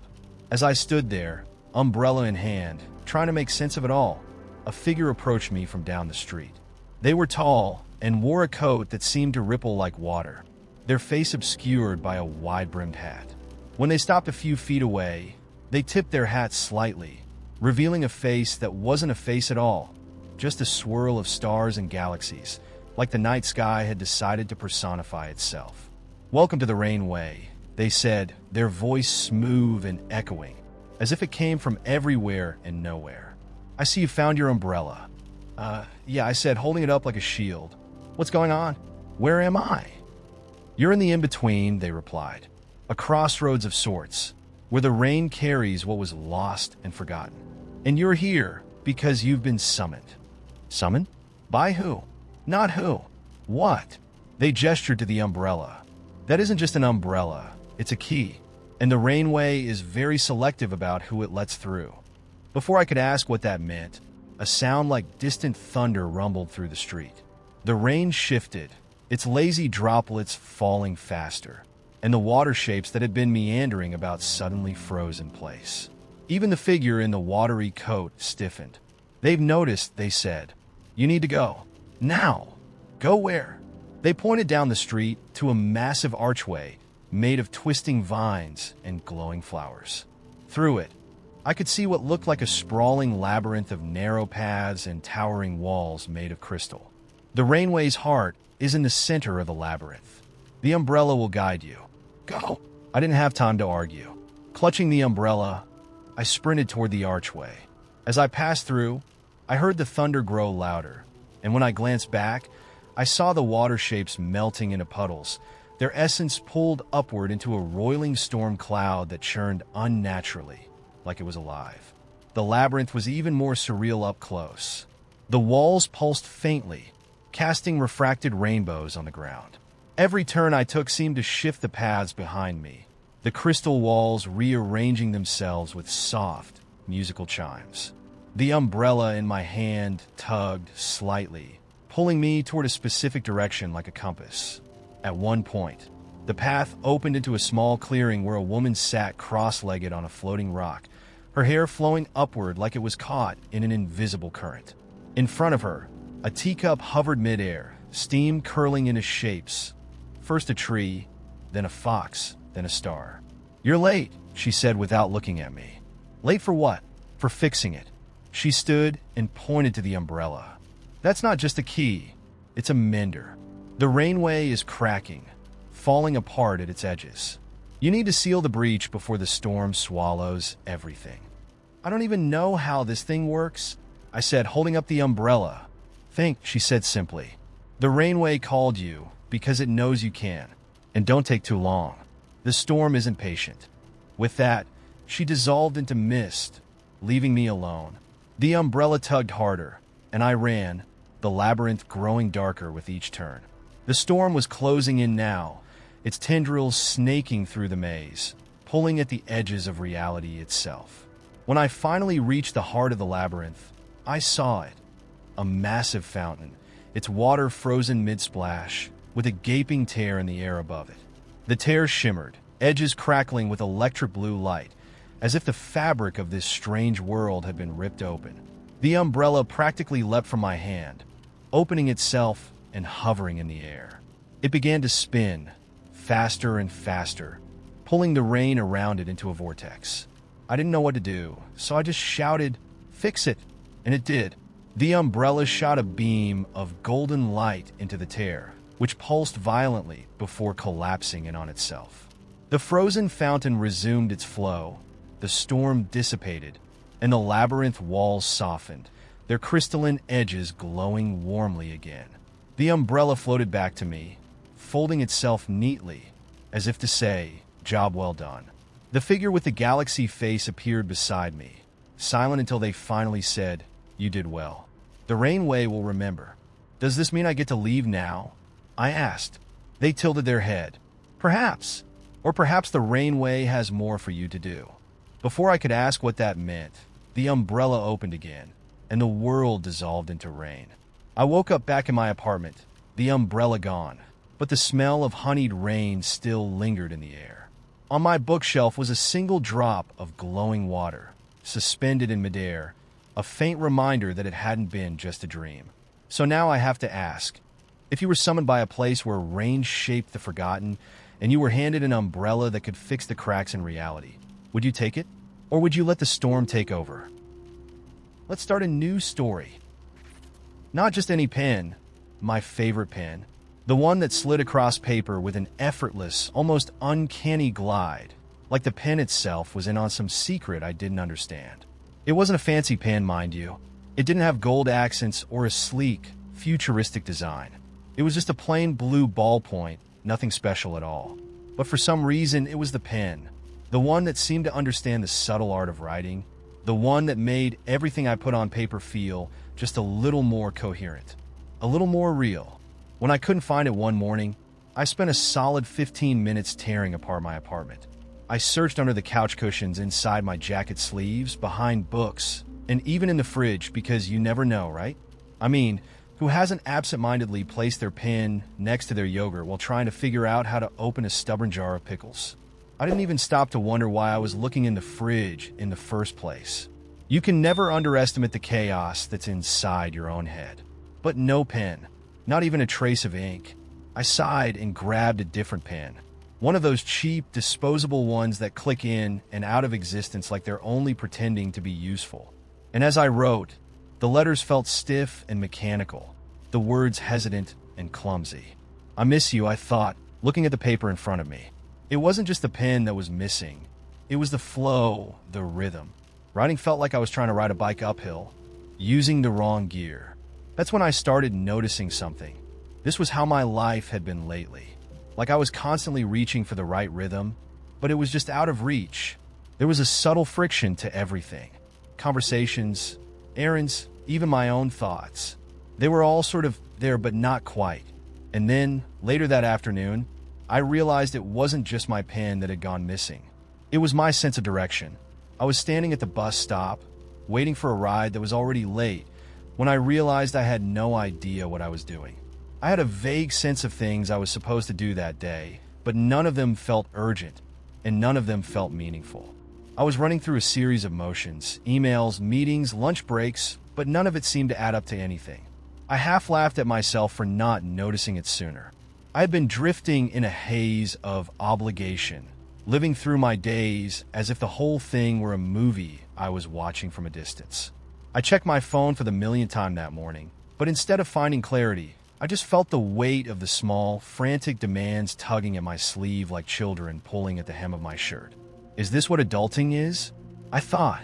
Just chasing after tiny, meaningless tasks until you forget what the point was in the first place? That night, after another unremarkable day, I was lying in bed, staring at the ceiling, and I realized I hadn't been paying attention to the little things anymore. My life had become a blur of big-picture worries. What was I going to do with my career? Should I move to a new city? What did it even mean to be successful? But there was nothing in my day-to-day existence that felt alive or real. I hadn't paid attention to a single detail. No breeze against my skin, no sound of rain tapping at the window, no pause to appreciate the way the sun streaked through the blinds in the morning. In a way, that missing pen had been a wake-up call. I was missing the details, the things that made life feel like it was actually happening. The things that didn't need to be solved or fixed or figured out. Just little moments that existed for no other reason than because they were there. It was late and I wasn't ready to sleep, so I grabbed my jacket and went for a walk. I don't know why I picked that particular route. It wasn't the fastest way, but something about the winding path through the park felt right. The trees were bare, their branches twisting against a gray sky. It was one of those in-between seasons, too cold for shorts, too warm for a coat, but the air felt fresh, like it was trying to clean everything out, even my thoughts. As I walked, I heard the soft scrape of my shoes against the pavement, and I started to notice things I hadn't seen before. A crack in the sidewalk, the way the wind tugged at a plastic bag caught in the bushes, the way the lampposts flickered in the distance like tired sentries. I even noticed a pigeon sitting on a bench, pecking at a half-eaten sandwich. It was all so ordinary, but for some reason it felt important. It felt like life was unfolding all around me, whether I was paying attention or not. I stopped walking and stood there for a moment, letting it wash over me. The sound of the city in the background, the scent of damp earth, the cold bite of the air against my face. In that moment, nothing was missing. I thought about the pen again. It was still gone, but I didn't feel like I needed it anymore. Maybe it wasn't about the pen at all.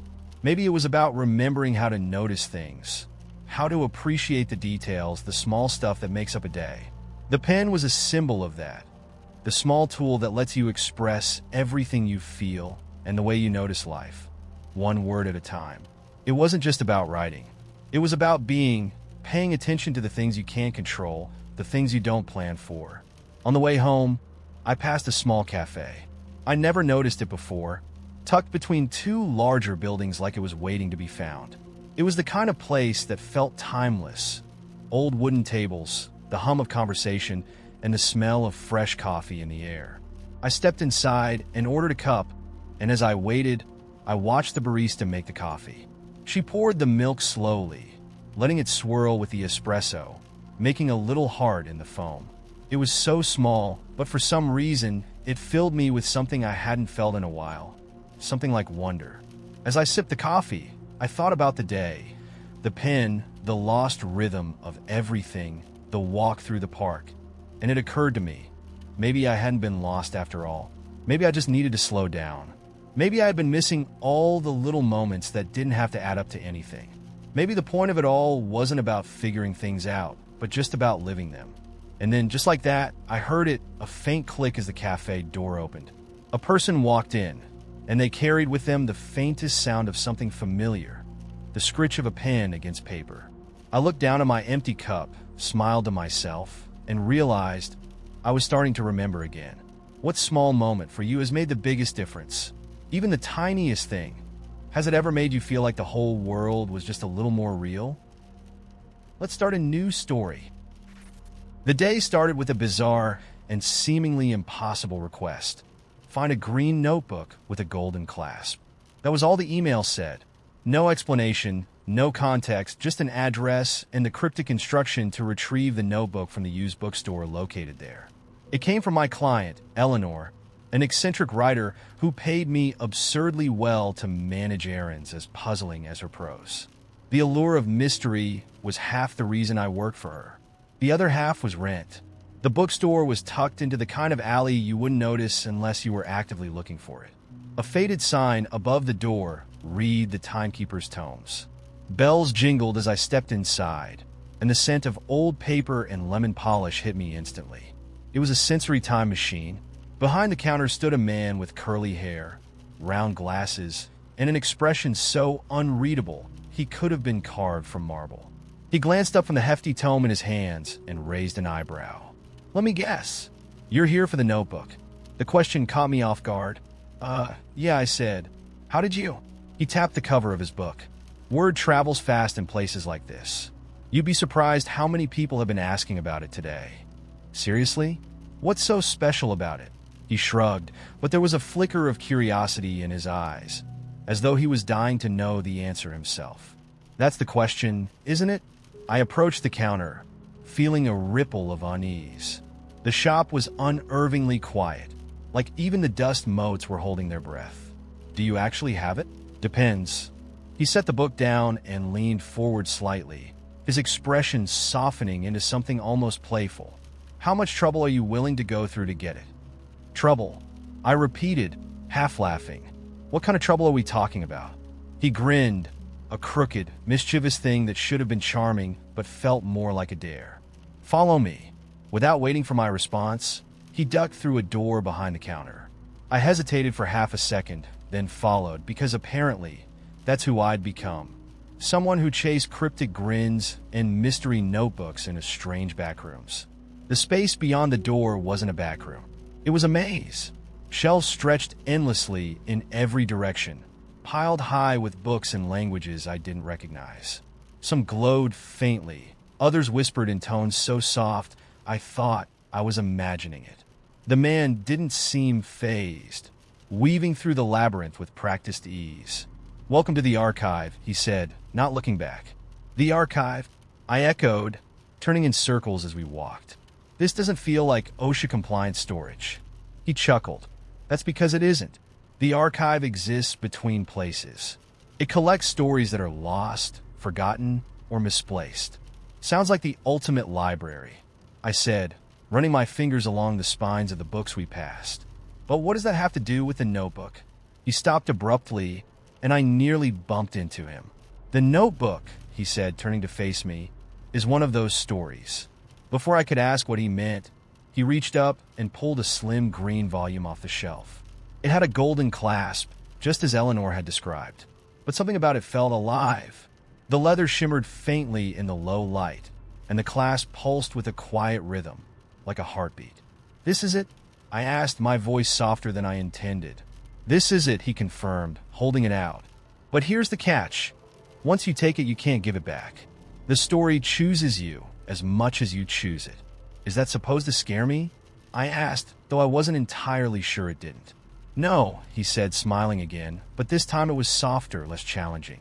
It's supposed to make you think. I stared at the notebook for a long moment, weighing options I didn't fully understand. Finally, I reached out and took it. The clasp clicked open as soon as my fingers touched it, revealing blank pages that shimmered faintly in the dim light. "What now?" "That depends on you," he said. "The story will reveal itself when it's ready. But be careful. Stories like this aren't content to sit quietly. They're interactive." Interactive. Great.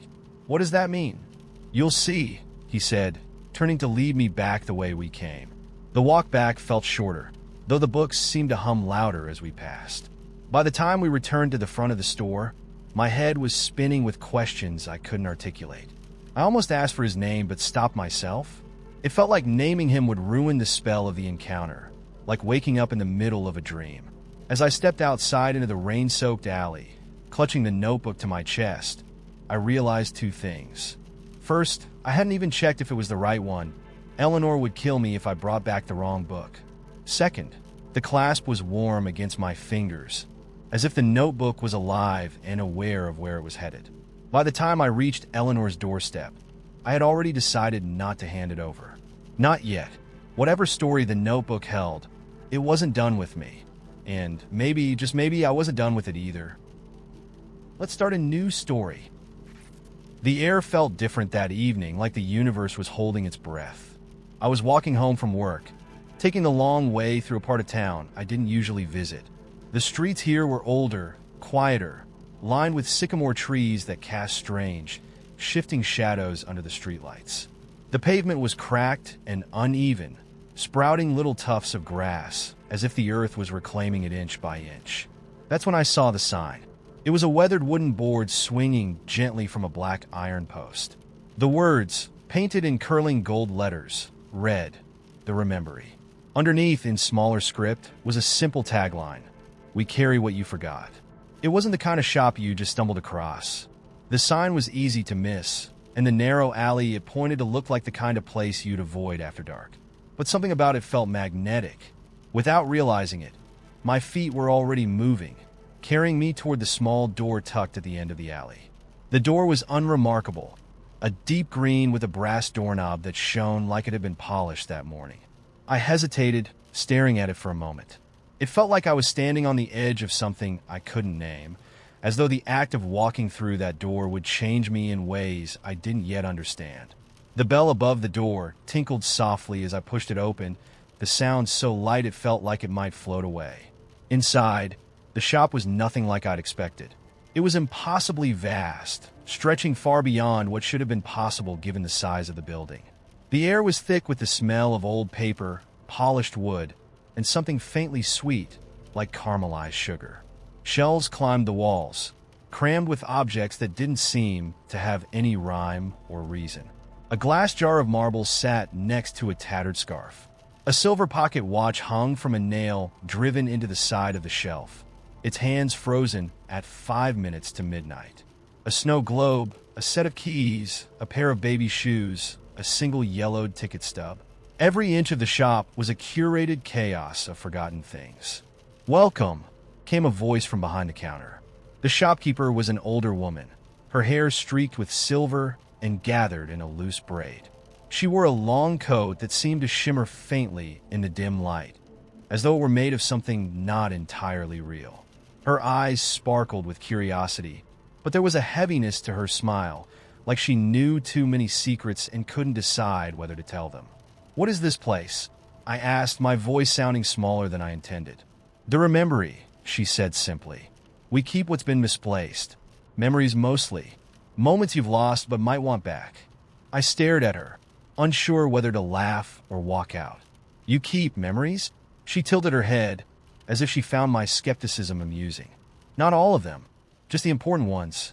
The ones that slip through your fingers when you're not paying attention." She gestured to the shelves around her.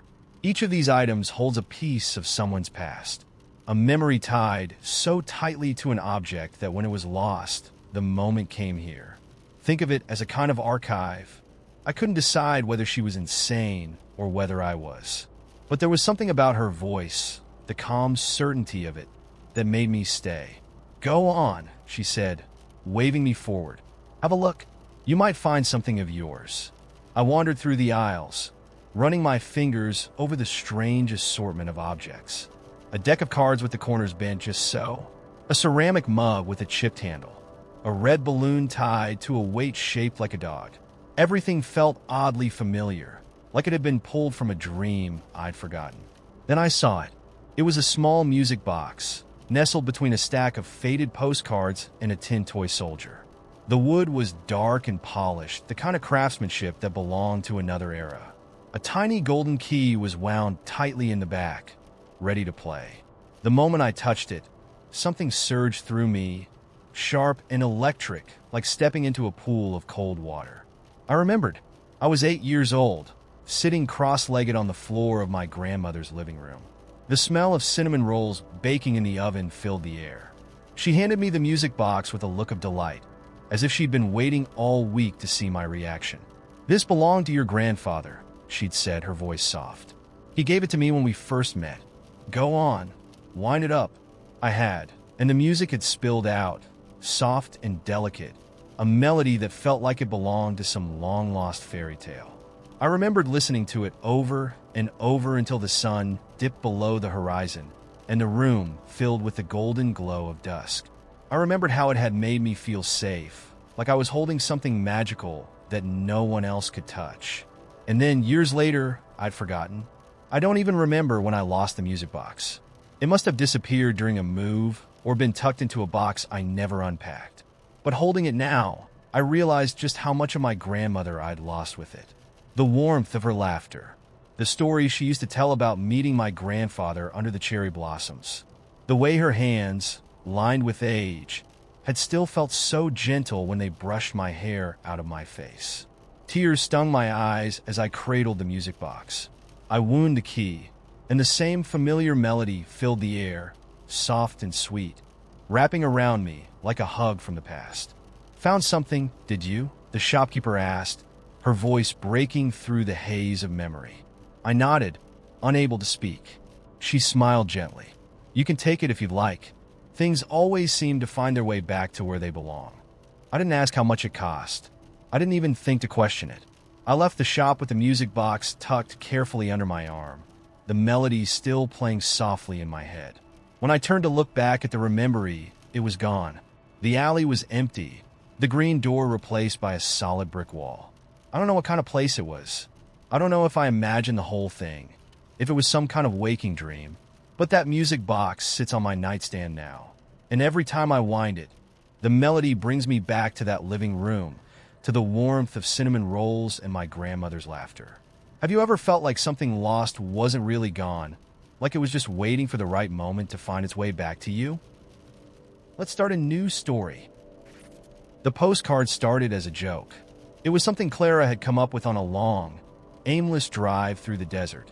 The horizon smeared with oranges and pinks as the sun dipped low. We were both 19, bored, and dangerously underemployed, spending most days haunting thrift stores and diners that still serve pie for $2. "Let's leave a trail," she'd said, balancing her Polaroid camera on the dashboard as she rolled down the window. "So someone can follow us, like breadcrumbs." "You mean like serial killers do?" I replied, one eyebrow raised. "Or like poets," she countered, snapping a picture of the horizon. "It's all about the framing." That was Clara, always turning the mundane into something larger, stranger, more profound.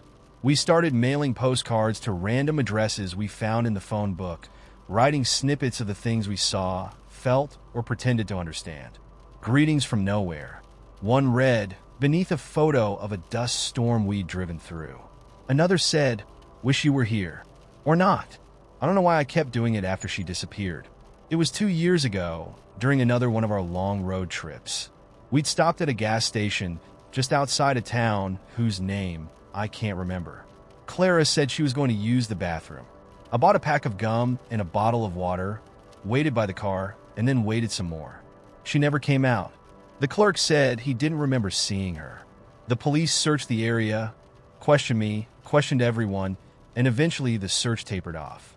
She was gone, but the postcards didn't stop. The first one arrived 3 weeks after she disappeared. It was postmarked from a town 3 states away, with no return address.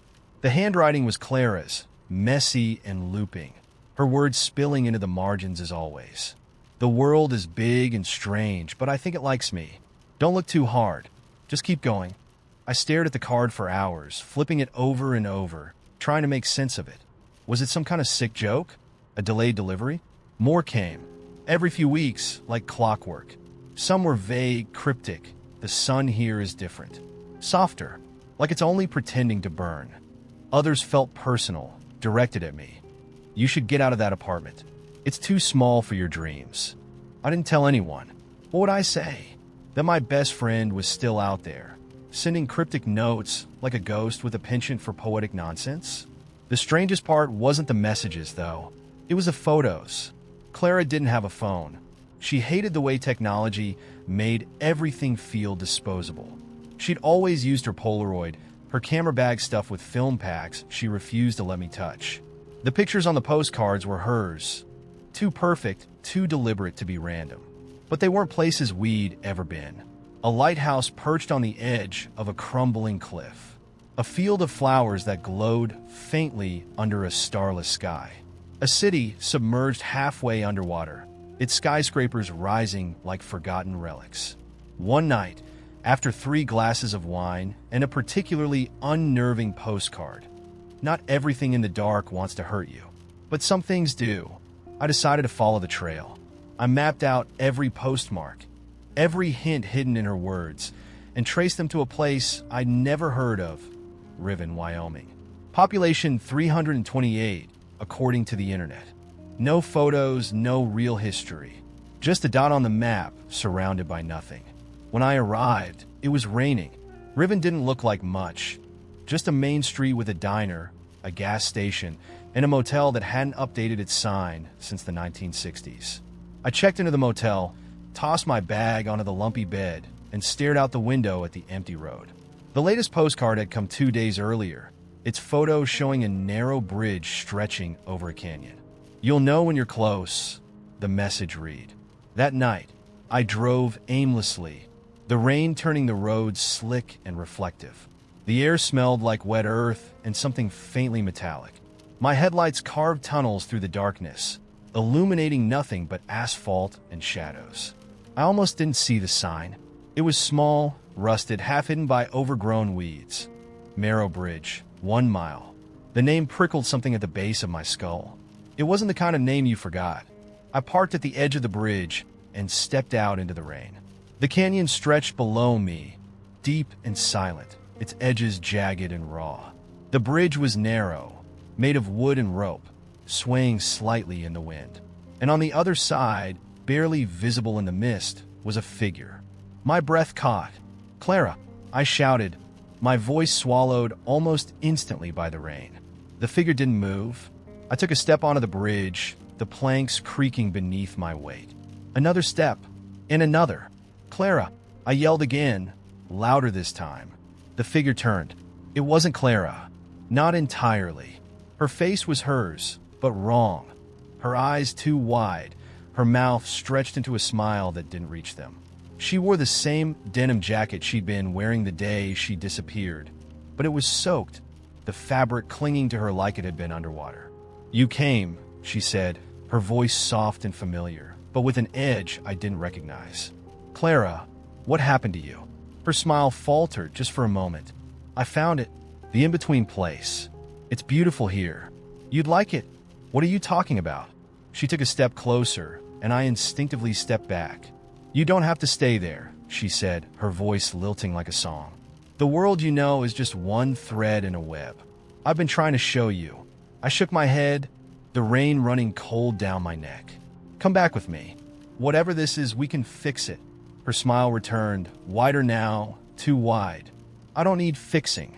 She reached out a hand, her fingers impossibly long, her skin pale and almost translucent. "But you do." I ran. The bridge swayed violently as I sprinted back to my car, my lungs burning, my heart hammering against my ribs. When I looked back, she was gone. The postcard stopped after that. But sometimes, in the quiet moments between sleep and waking, I see her face. Smiling, waiting, and I know she hasn't given up. Let's start a new story. The first strange thing about the letter was that it arrived in the wrong mailbox. Not just my neighbor's box or even someone else on the street, but the mailbox outside an abandoned house at the end of the block. The place had been empty for as long as I could remember. Kids whispered stories about it, how it was haunted or cursed, but in all my years walking by, I'd never seen so much as a curtain move. No mail ever came. Until that day. It was a heavy envelope, thick, creamy paper sealed with red wax. I only noticed it because the flap of the mailbox was slightly ajar, something glinting faintly in the late afternoon sun. I'm not proud of what I did next, but curiosity doesn't care about things like trespassing or minding your own business. I looked both ways to make sure no one was watching, then slipped it out of the box. It wasn't addressed to anyone. No name, no return address, not even a stamp. Just a single word written in flowing, old-fashioned script across the front. Deliver. I should have put it back. Any reasonable person would have put it back. But something about the weight of the envelope, the way it seemed to hum faintly in my hand, made me slip it into my jacket instead. When I got home, I set it on the kitchen table and stared at it for a while. The hum wasn't my imagination. It was real, faint but rhythmic, like the envelope had a heartbeat. Finally, unable to resist, I broke the wax seal. The paper inside was just as thick as the envelope, and on it was a map. Hand-drawn, meticulously detailed, with no labels except for one. An X in the center, next to the word door.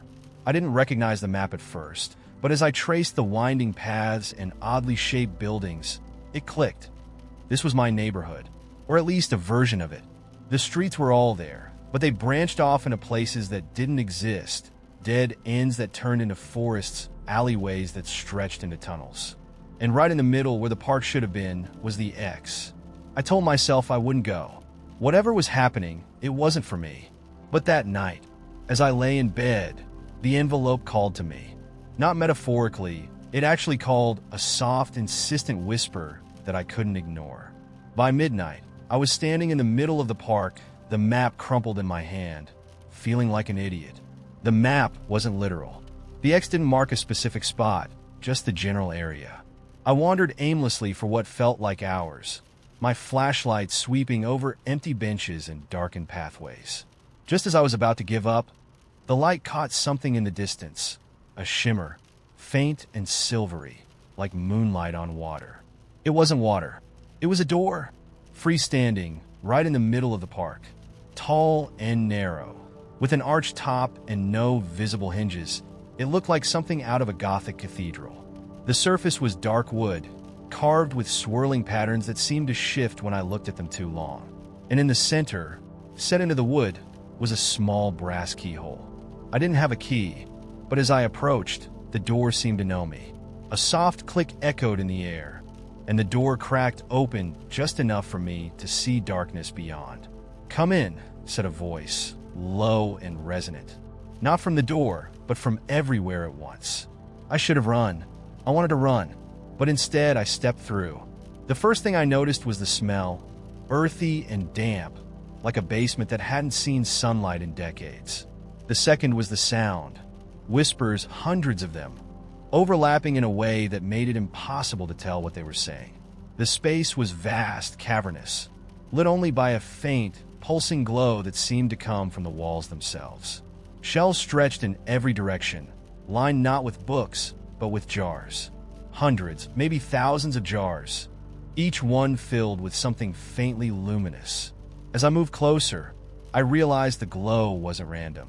Each jar contained something different, a memory frozen in time. One held a child blowing out birthday candles, their cheeks puffed with air. Another showed a couple dancing in the rain, their faces tilted toward the sky. Each jar was a tiny, perfect moment, captured and preserved. I reached out to touch one, but before my fingers could make contact, a figure emerged from the shadows. Tall, cloaked, and faceless, it seemed to glide rather than walk. When it spoke, its voice was like the rustling of leaves. "Do you understand what you found?" I shook my head, too stunned to speak. "These are memories," it said. "Not yours. Not yet." "Whose are they?" I managed to whisper. The figure tilted its head, as if considering. "They belong to those who never lived them. echoes of choices unmade, paths untaken. I frowned. So, they're alternate lives? Fragments of what could have been, it said. But for a price, they can be yours. My heart pounded as I looked back at the shelves. The possibilities were endless. A version of me who had followed a different dream, lived in a different city, fallen in love with a different person. All of it within reach. What's the price? I asked. The figure didn't answer, but somehow, I already knew. To take one of these memories, I'd have to give up one of my own. Not just any memory, but one of the most important, a defining moment traded like currency. I backed away, the enormity of the choice sinking in. I can't, I said, my voice shaking. I can't give up a part of myself. The figure inclined its head almost like a bow. Then you may leave. I turned and ran, not stopping until I was back in my bed, the map crumpled in my fist and my breath coming in gasps.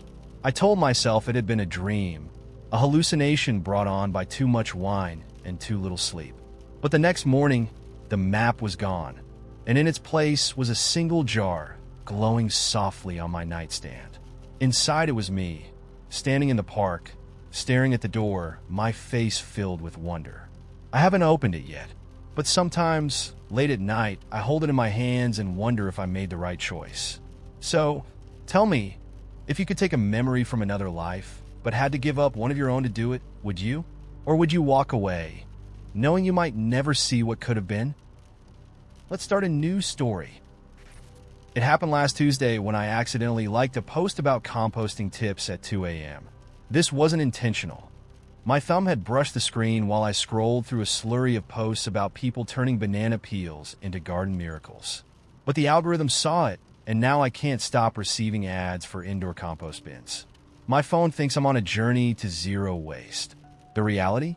I was eating chips in bed, wondering how many crumbs my blanket could absorb before it qualified as a snack itself. And yet, there's something hilariously modern about that dissonance. Our devices think they know us better than we know ourselves. Sometimes I think they're right. That tiny moment, me, my phone, and the ghost of a banana peel, sent me down a rabbit hole of how bizarre life has become. Take time, for instance. We used to measure it in hours and days, maybe with the toll of a church bell or the shadow of a sundial. Now, time is chopped into microscopic increments. How long it takes for a TikTok to load, for your coffee to brew, for the Netflix skip intro button to appear. We've mastered seconds so well that we're annoyed when they're not instantaneous. I once stood in front of a microwave, muttering, "Hurry up," as it counted down from 30 seconds. 30 seconds. My ancestors roasted meat over open flames for hours, and I was impatiently waiting for my soup to defrost. But modern life isn't just about speed. It's also about spectacle. Consider this. Somewhere along the way, we turned the act of drinking water into a competitive sport. There's an entire subculture of people hauling around water bottles the size of toddlers, decorated with motivational slogans like, "You've got this," and "Almost there," as if staying hydrated is a perilous journey across the Sahara. My water bottle is so heavy it doubles as an arm workout, and yet I feel oddly proud every time I sip from it, like I'm conquering Everest 1 milliliter at a time. And then there's food. Oh, food. It used to be simple. You cooked it, you ate it in a story. Now, we've turned it into theater. Every meal comes with a side of storytelling. Where it was sourced, how it was prepared, what it means to the chef's creative journey. I once paid $12 for a dessert called Deconstructed S. Mores, which turned out to be a marshmallow on a stick and a pile of crumbled graham crackers, artistically scattered across the plate. The waiter explained the concept like it was a groundbreaking thesis. I ate it in 3 bites, and while it was delicious, part of me just wanted the regular s'more. Even the way we buy things feels surreal now. Online shopping has become an existential exercise, where the journey from "do I need this" to "add to cart" is paved with overthinking. Last week, I spent 45 minutes reading reviews for a candle. A candle. One review called it life-changing, which made me question everything. How transformative can a lump of wax really be? And yet, there I was, debating whether I should choose Cedar Bliss or Ocean's Whisper, as if my entire personality hinged on it. For the record, I went with Cedar Bliss, and my living room now smells like a forest trying too hard to be sexy. The most delightful absurdity, though, is how we've redefined connection. Take emojis, for example. They're just tiny pictures, but they've become a full-blown language. A well-placed laughing emoji can soften a critique. A single thumbs up can end a conversation entirely. I once received a string of emojis from a friend, a taco, a wine glass, and a disco ball, and immediately knew she was inviting me out for margaritas and dancing. Shakespeare would be horrified, but also maybe a little impressed. Technology has also given us new ways to celebrate ourselves. Birthday posts used to be a quick HBD on someone's wall. Now they're mini biographies, grateful for another year around the sun. People write, alongside photo montages that look like they were edited by a Hollywood studio. It's both over the top and kind of sweet. Who wouldn't want their life to feel like a trailer for a coming-of-age film? But for all the humor, there's something deeply touching about how we've adapted to the absurd. We've taken ancient instincts, sharing, storytelling, connecting, and layered them with memes and delivery apps. We FaceTime our grandparents, send virtual hugs via GIFs, and celebrate tiny victories with screenshots. When the world feels too big, we shrink it down into something manageable, one notification at a time. The truth is, I kind of love this chaotic remix of existence. It's flawed, messy, and occasionally hilarious, but it's also full of tiny sparks of joy. Like the way a stranger will hold a door open for you while also balancing a takeout order and a dog leash. Or the fact that we still bake cookies at Christmas, even if we burn half the batch because we were too busy live tweeting the process. We're all just doing our best, clumsily navigating a world that keeps reinventing itself. So, what's your favorite piece of modern absurdity? Is it the way people wear noise-canceling headphones in coffee shops, but still make eye contact, like some kind of urban mating ritual?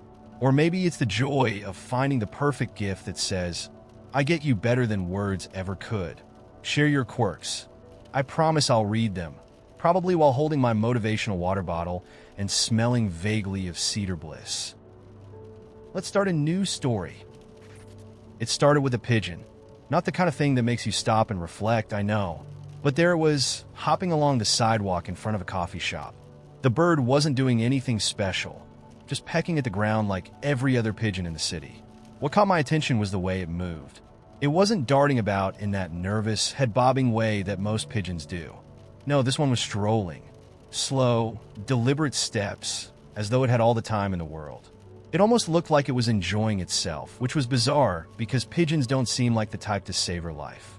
I stood there for a moment, watching the bird move down the sidewalk, dodging people who didn't even notice it. The pigeon's wings fluttered at one point, and a couple of leaves blew past, scattering on the pavement.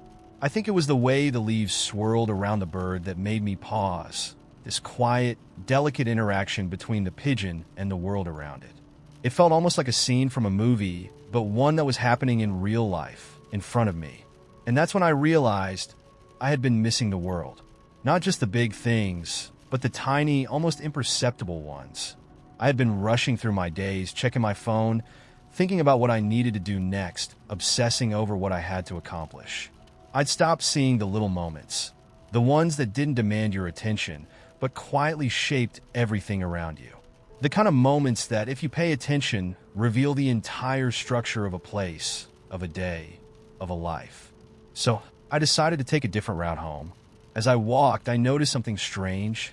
It was as if the city itself had decided to slow down for me, revealing the rhythm of its heartbeat.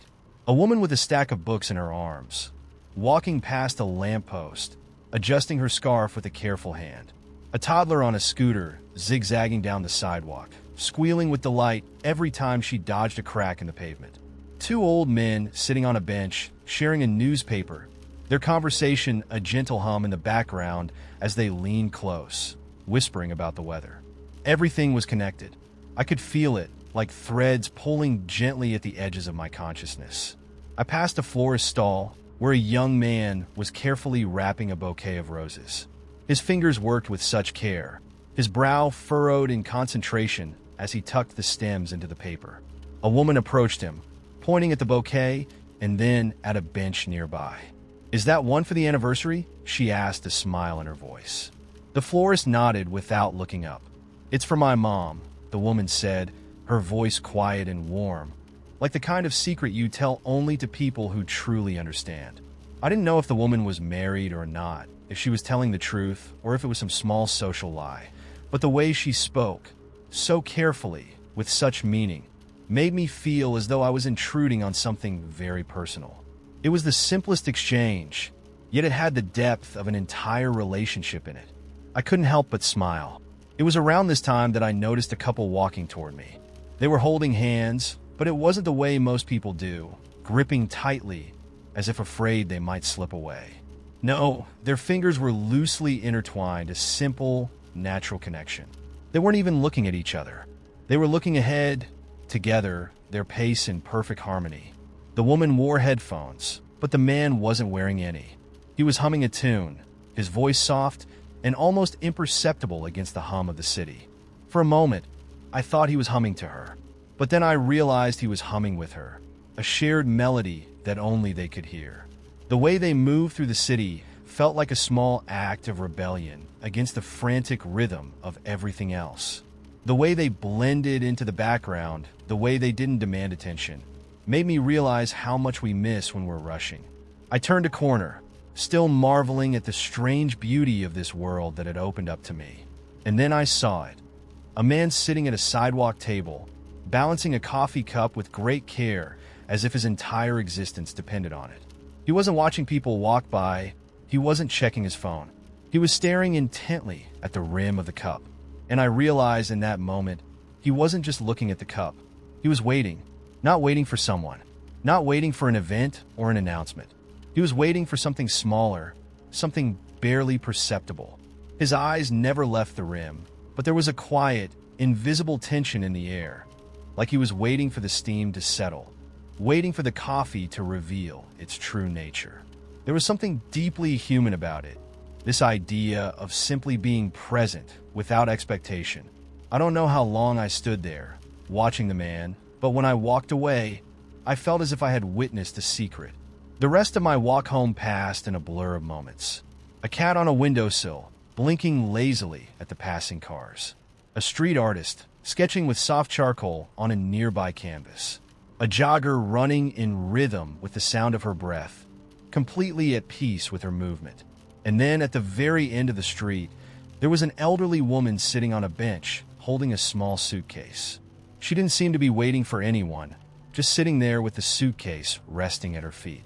Her eyes, however, were alert, her gaze sweeping across the street with quiet curiosity, as though she was trying to memorize every inch of it. A young man came up to her, and she smiled at him, speaking softly. She patted the empty space next to her, and the man sat down without a word. They exchanged no more than 2 sentences, but the way they sat together, silent, comfortable, at ease, was enough to make me wonder if they had been doing this for years. As I walked past them, I thought about all the places we rush to, all the things we think are important. But maybe it's these small moments, the pause between the cup and the lips, the quiet hum between 2 people, that make up the shape of our days. These fleeting little exchanges, barely visible to the eye, have a way of slipping into your life, unnoticed until you're ready to see them. So here's my question for you. What's the smallest thing you've noticed recently that made you feel like you were part of something much bigger than yourself? Let's start a new story. I didn't mean to join the lantern parade. I was walking home from a long day, the kind where even your thoughts feel heavy, when I saw the first flicker of light. It came from the alley behind the old theater, a glimmer like a reflection of the moon, except there was no moon that night. Just clouds hanging low over the city. Curiosity tugged at me, so I turned the corner and nearly walked into a man carrying a lantern made of paper and wire. It glowed softly, the color of honey, and swung gently as he walked. He nodded at me, as if to say, "Yes, you're in the right place," even though I had no idea where that was. Then I saw them, the others, a line of people stretching down the street, each holding a lantern of their own. They were all different, some shaped like stars, others like animals or strange geometric designs. One was a dragon, its body rippling with the wind as though it might lift off at any moment. Nobody said a word. They simply walked, their lanterns casting golden light onto the cobblestones. It wasn't a march or a festival. It felt quieter than that, like something sacred and private, even though they were out in the open. I stood frozen for a moment, watching them pass. And then, without fully understanding why, I fell into step with them. I didn't have a lantern, but nobody seemed to mind. The people around me looked like they'd come from every possible walk of life. An old woman with a lantern shaped like a tree, a little boy holding what looked like a glowing fishbowl, a man in a suit carrying something that resembled a firefly trapped in amber. None of them acknowledged me directly, but every so often, someone would glance over, offering a faint smile. We walked for what felt like hours, winding through streets I thought I knew but didn't recognize in the lantern light. The city was transformed, its shadows alive with strange shapes, its silence punctuated by the soft rustling of paper lanterns brushing against coats. I felt like I was dreaming, but my feet ached in a way that told me I wasn't. Finally, we reached the river. The lantern's glow reflected on the water, doubling their light. The line began to slow, and people stepped forward one by one, setting their lanterns adrift.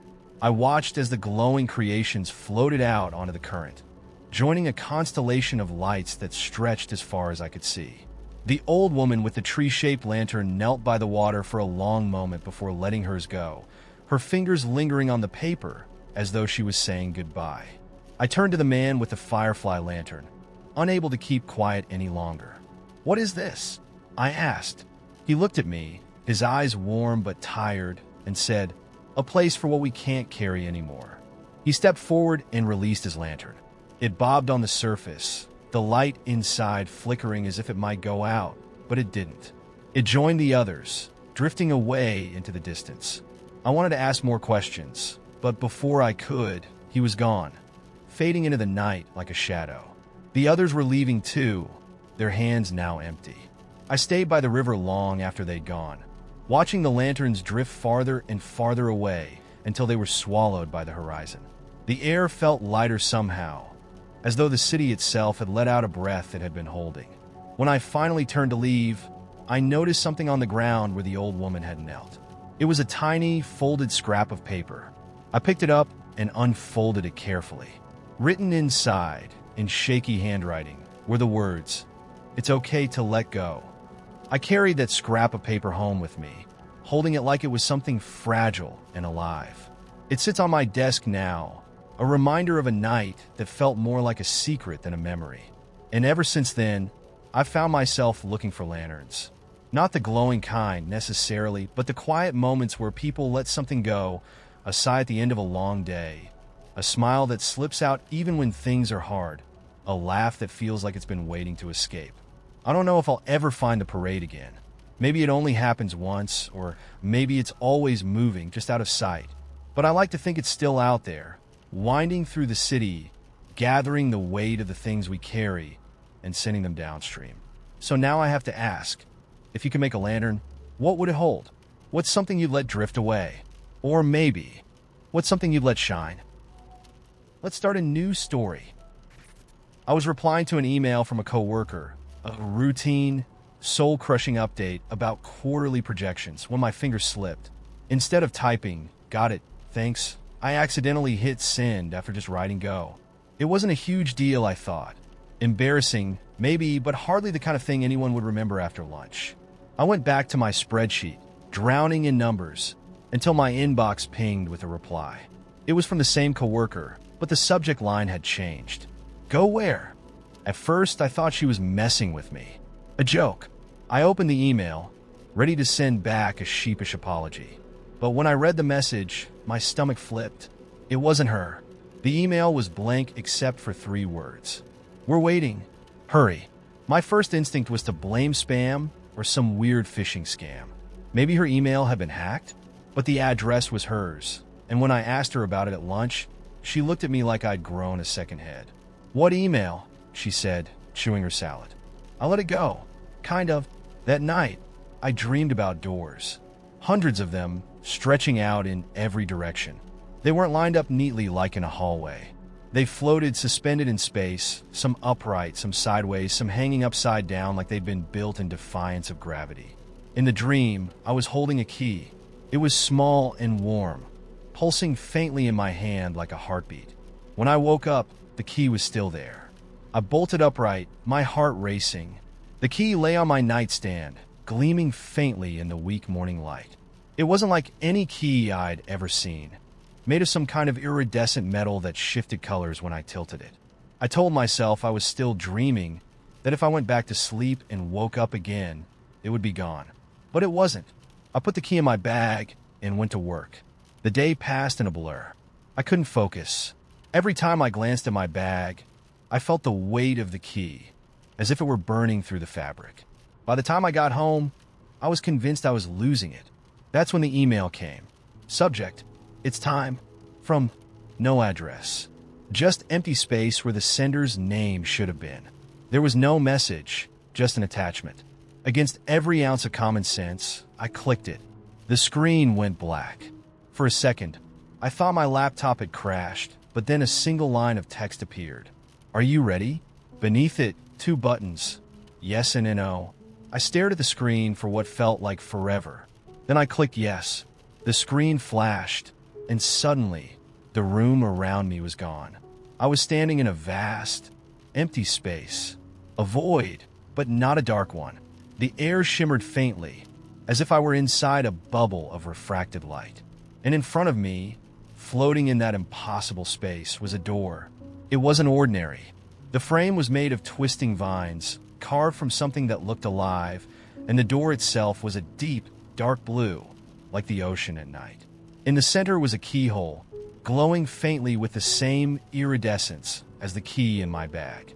My hands shook as I pulled out the key. It was warm again, pulsing softly.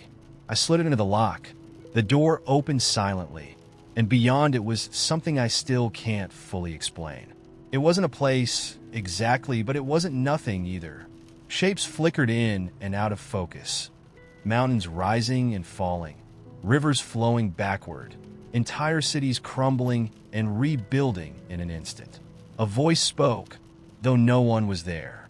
It wasn't a sound so much as a feeling, a deep resonance in my chest. You've been chosen. For what? I whispered. To go. Go where? The voice didn't answer, but the scene beyond the door shifted. I saw myself standing at a crossroads, 2 paths stretching in opposite directions. One was familiar. My apartment, my office, the same daily grind. The other was blank. Not empty, but waiting. The voice returned. This is your choice. Stay, and life will remain what you know. Go, and you will become something else. What does that mean? I asked. Even we don't know. The honesty startled me. And if I stay, the door will close. You will forget, but the weight of wondering will remain. My heart raced. I thought about the life I'd built, flawed but safe. I thought about my fight with my best friend, the way I'd left things unresolved. I thought about the key in my hand, how it pulsed with a rhythm that felt like my own heartbeat. I stepped through. The door vanished behind me, and I was in a forest. The trees were impossibly tall, their leaves glowing faintly with their own light. The air smelled of earth and rain, and somewhere in the distance, I heard laughter. I don't know what lies ahead. The forest seems endless, but it doesn't feel frightening. It feels alive, like it's guiding me somewhere I'm meant to be. The key is still in my pocket, though I don't know if I'll need it again. Have you ever felt like the world was waiting for you to choose, but you didn't know what the choice would cost? Let's start a new story. The first time it happened, I thought it was a fluke. You know, like when your brain plays tricks on you because you're sleep deprived or you ate something sketchy. But now, I'm sure it's definitely real. Every time I have a crush on someone, the universe starts glitching. Let me explain. A couple of months ago, I met this guy at my friend's trivia night. His name was Caleb, and he had this way of smiling that felt like it should have been illegal. Crooked and a little smug, like he knew he could make your heart skip and was enjoying the power. I wasn't even supposed to talk to him that night. But when one of the trivia questions was about obscure Greek mythology, and he blurted out, "It's definitely Prometheus," I couldn't stop myself from correcting him. Actually, it's Sisyphus. That was the spark. For the next hour, We bickered over answers and traded jabs, and by the end of the night, I was fully, stupidly infatuated. The first glitch came the next day. I was walking to the coffee shop near my apartment, thinking about Caleb and the way his voice got this gravelly edge when he laughed.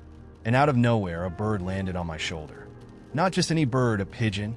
It perched there like it owned me, then stared at me with its beady little eyes, as if to say, "This guy? Really?" I freaked out, of course, and shooed it away, but the moment it flew off, I found myself laughing. The timing was too perfect.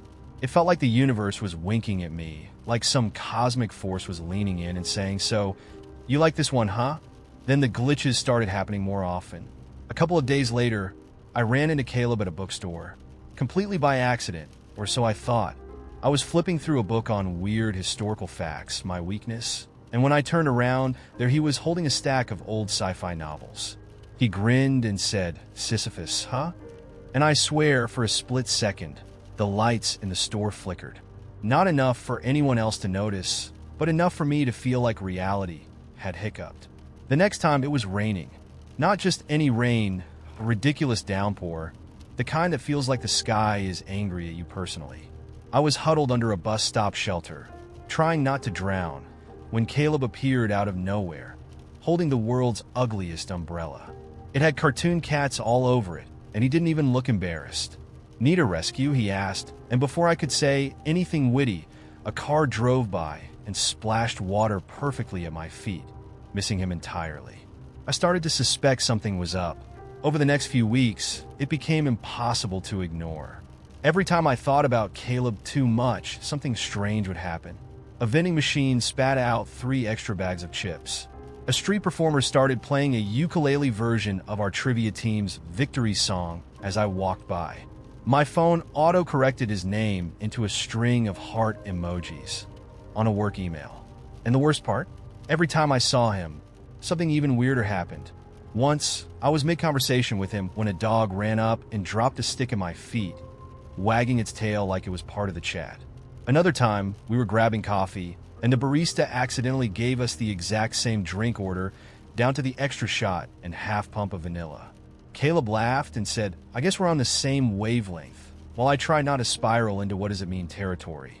By the time I'd accepted that the universe was straight up malfunctioning, I couldn't tell if it was a good sign or a cosmic joke. Was it trying to tell me that Caleb was the one? Or was it messing with me just for kicks? Watching me stumble around like a lovesick fool while pigeons and vending machines conspired against me? The final glitch happened last week. Caleb invited me to his place for dinner, a casual, no-pressure thing.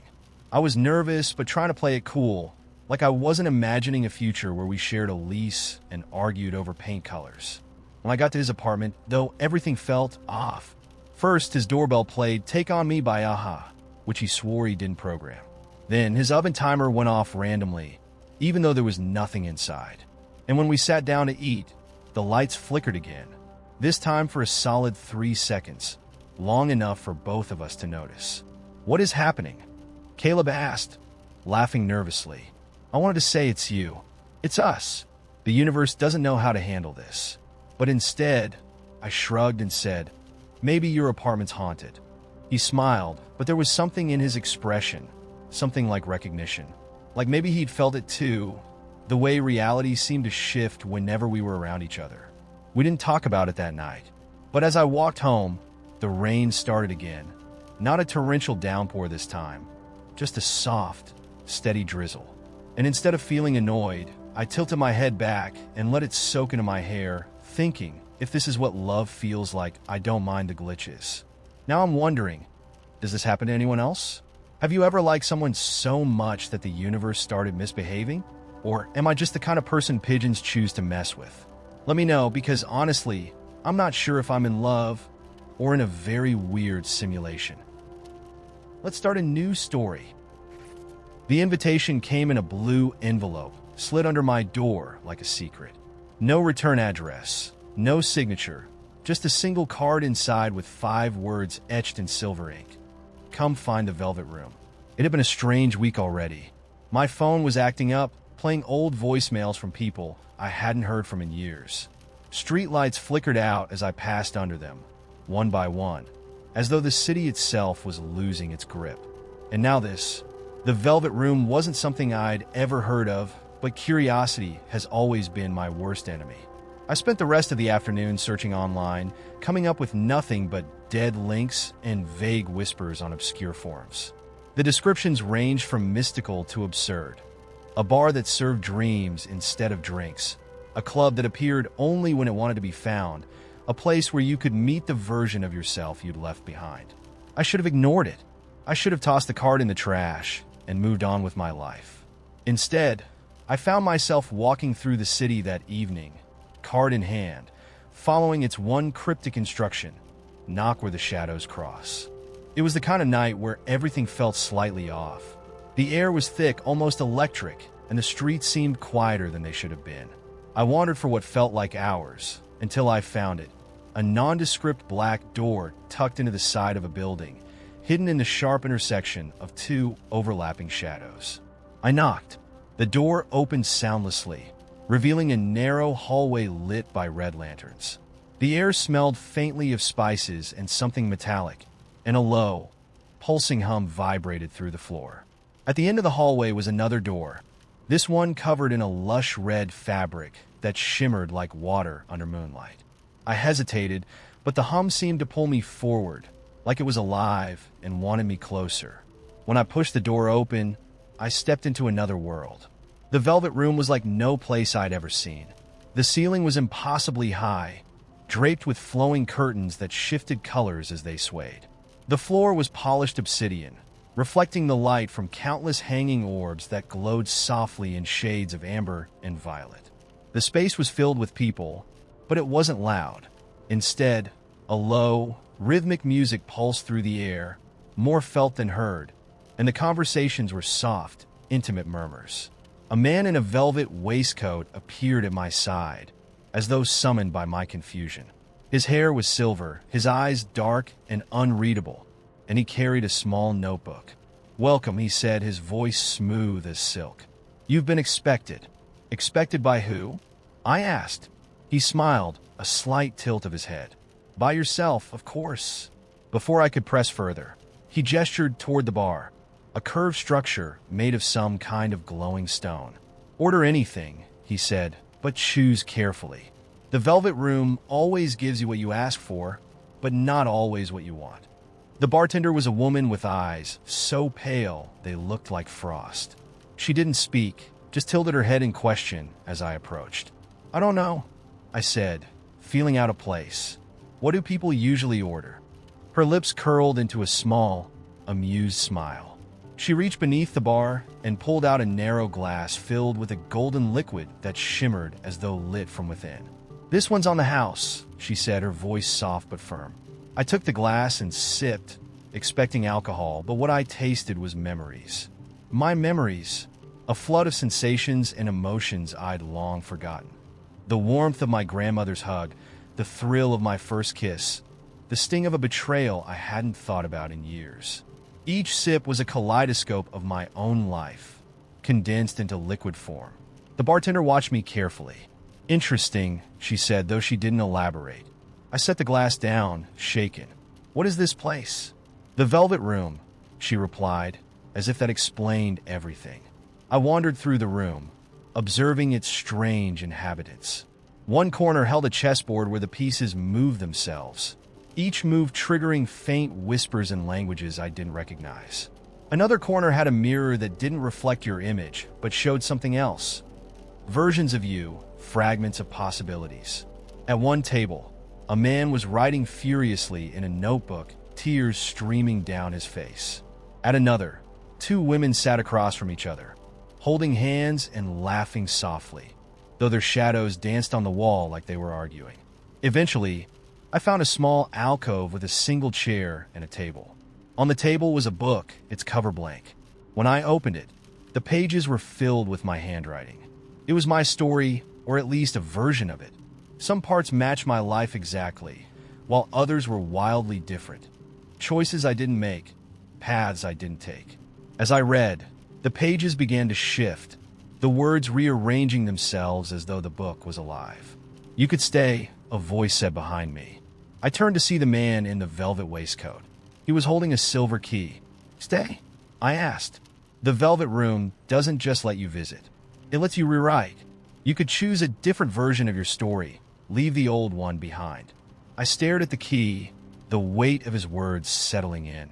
"What happens if I leave?" I asked. He smiled, a little sad this time. "You take the memory of this place, but nothing else. Most people can't find their way back." I looked around the room, at the glowing orbs and impossible mirrors, at the people rewriting their lives or drinking memories they'd lost. And then I made my choice. When I left the Velvet Room, the city seemed unchanged, but I knew I wasn't the same. The blue envelope was gone from my pocket, replaced by a single silver thread wrapped around my finger. Sometimes, late at night, I hear the hum again, faint and distant, and I wonder if it's calling me back. But I know better now. The Velvet Room doesn't call you. It waits for you to find it. Let's start a new story. It began on the third night without stars.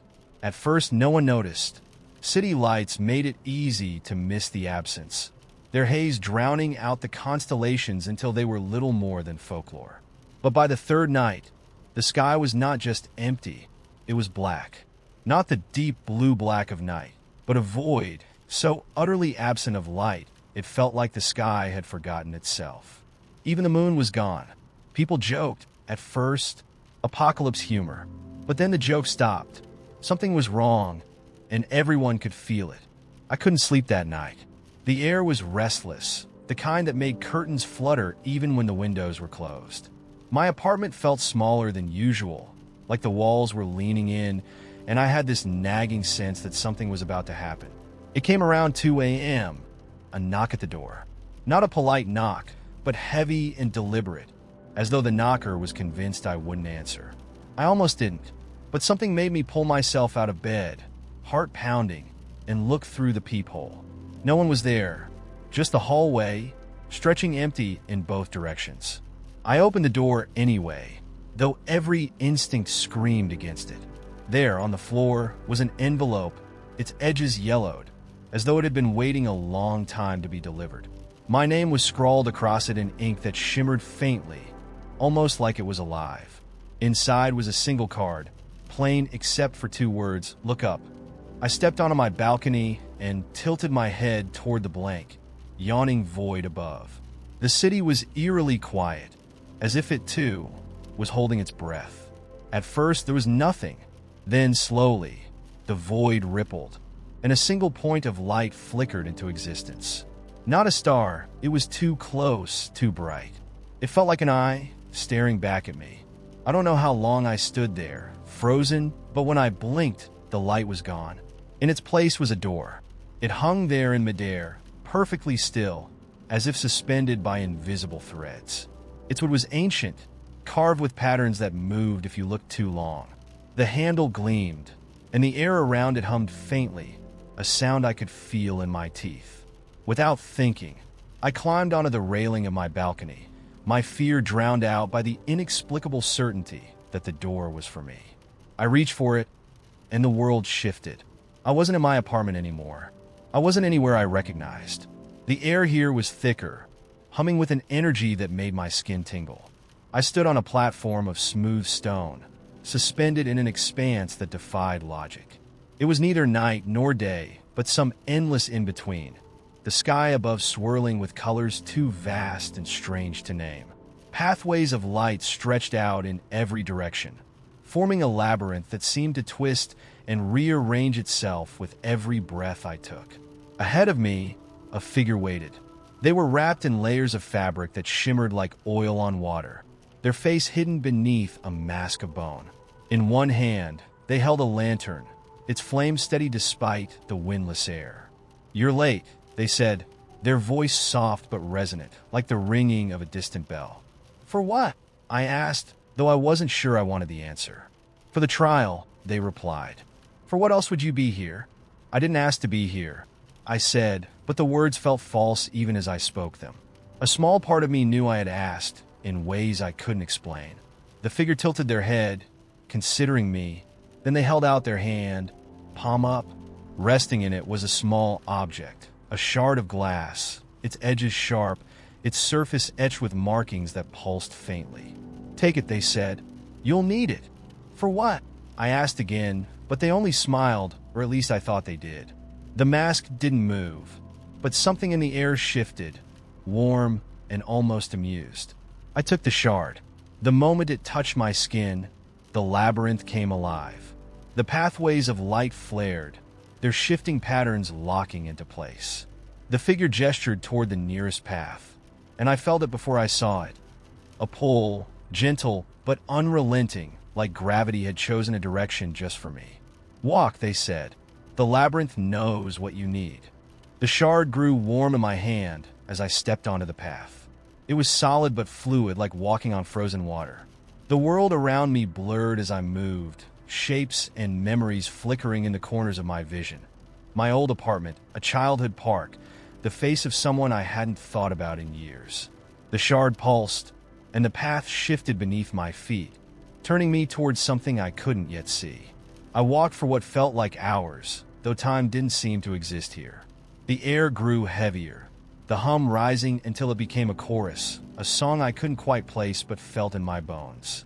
The labyrinth led me to a gate, a towering archway carved from the same shifting wood as the door that had brought me here.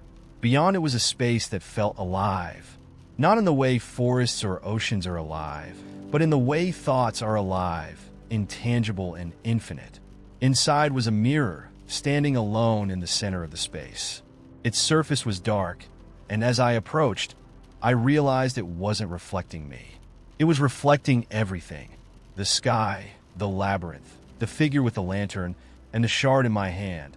It all swirled together in the glass, a storm of possibilities. "Show me," I whispered, though I wasn't sure what I was asking to see. The mirror shifted, and in its depths, I saw myself. Not as I was, but as I could be. Every version of me that might exist, some familiar, some unrecognizable. One by one, they turned to face me, their gazes steady, waiting for me to choose. I raised the shard, its surface now glowing with a fierce, brilliant light, and pressed it to the glass. The mirror shattered, and the world dissolved. When I woke, I was back on my balcony. The void above was gone, replaced by a sky glittering with stars, so bright they felt close enough to touch. In my hand was the shard, its edges smooth now, its glow faint but constant. I don't know what I chose, or if the labyrinth chose for me, but the sky hasn't gone dark since, and sometimes, late at night, I hear the hum again, faint and distant, like a song I almost remember. Have you ever felt the world shift beneath your feet, as if something unseen was pulling you toward a moment you didn't know you'd been waiting for? And when that moment came, did you answer? Let's start a new story. It began with an echo, a faint sound that I couldn't place. I heard it as I stepped out of the subway, the clatter of commuters masking everything else. It wasn't a voice exactly, more like the distant hum of a song I almost recognized. It faded quickly, but something about it hooked into me, like the way you remember the face of a stranger you're certain you've seen before. I paused at the top of the stairs, looking back toward the tunnel. The crowd pressed forward, brushing past me with the relentless rhythm of a city that never stops. I hesitated, feeling both foolish and intrigued. Then, as if on instinct, I turned left instead of my usual right. The echo returned the moment I stepped away from the familiar streets, a low, pulsing melody that seemed to move with me. I couldn't tell where it was coming from, but it grew stronger the farther I walked. The buildings shifted too, subtly at first. Glass and steel gave way to brick and ivy, windows to weathered wooden shutters. I'd lived in this city for years, and yet these streets felt like they belonged to a dream I'd forgotten. I followed the sound through an alley where the air grew thick with the scent of oranges. Crates of them sat stacked by a fruit vendor who didn't seem to notice me pass.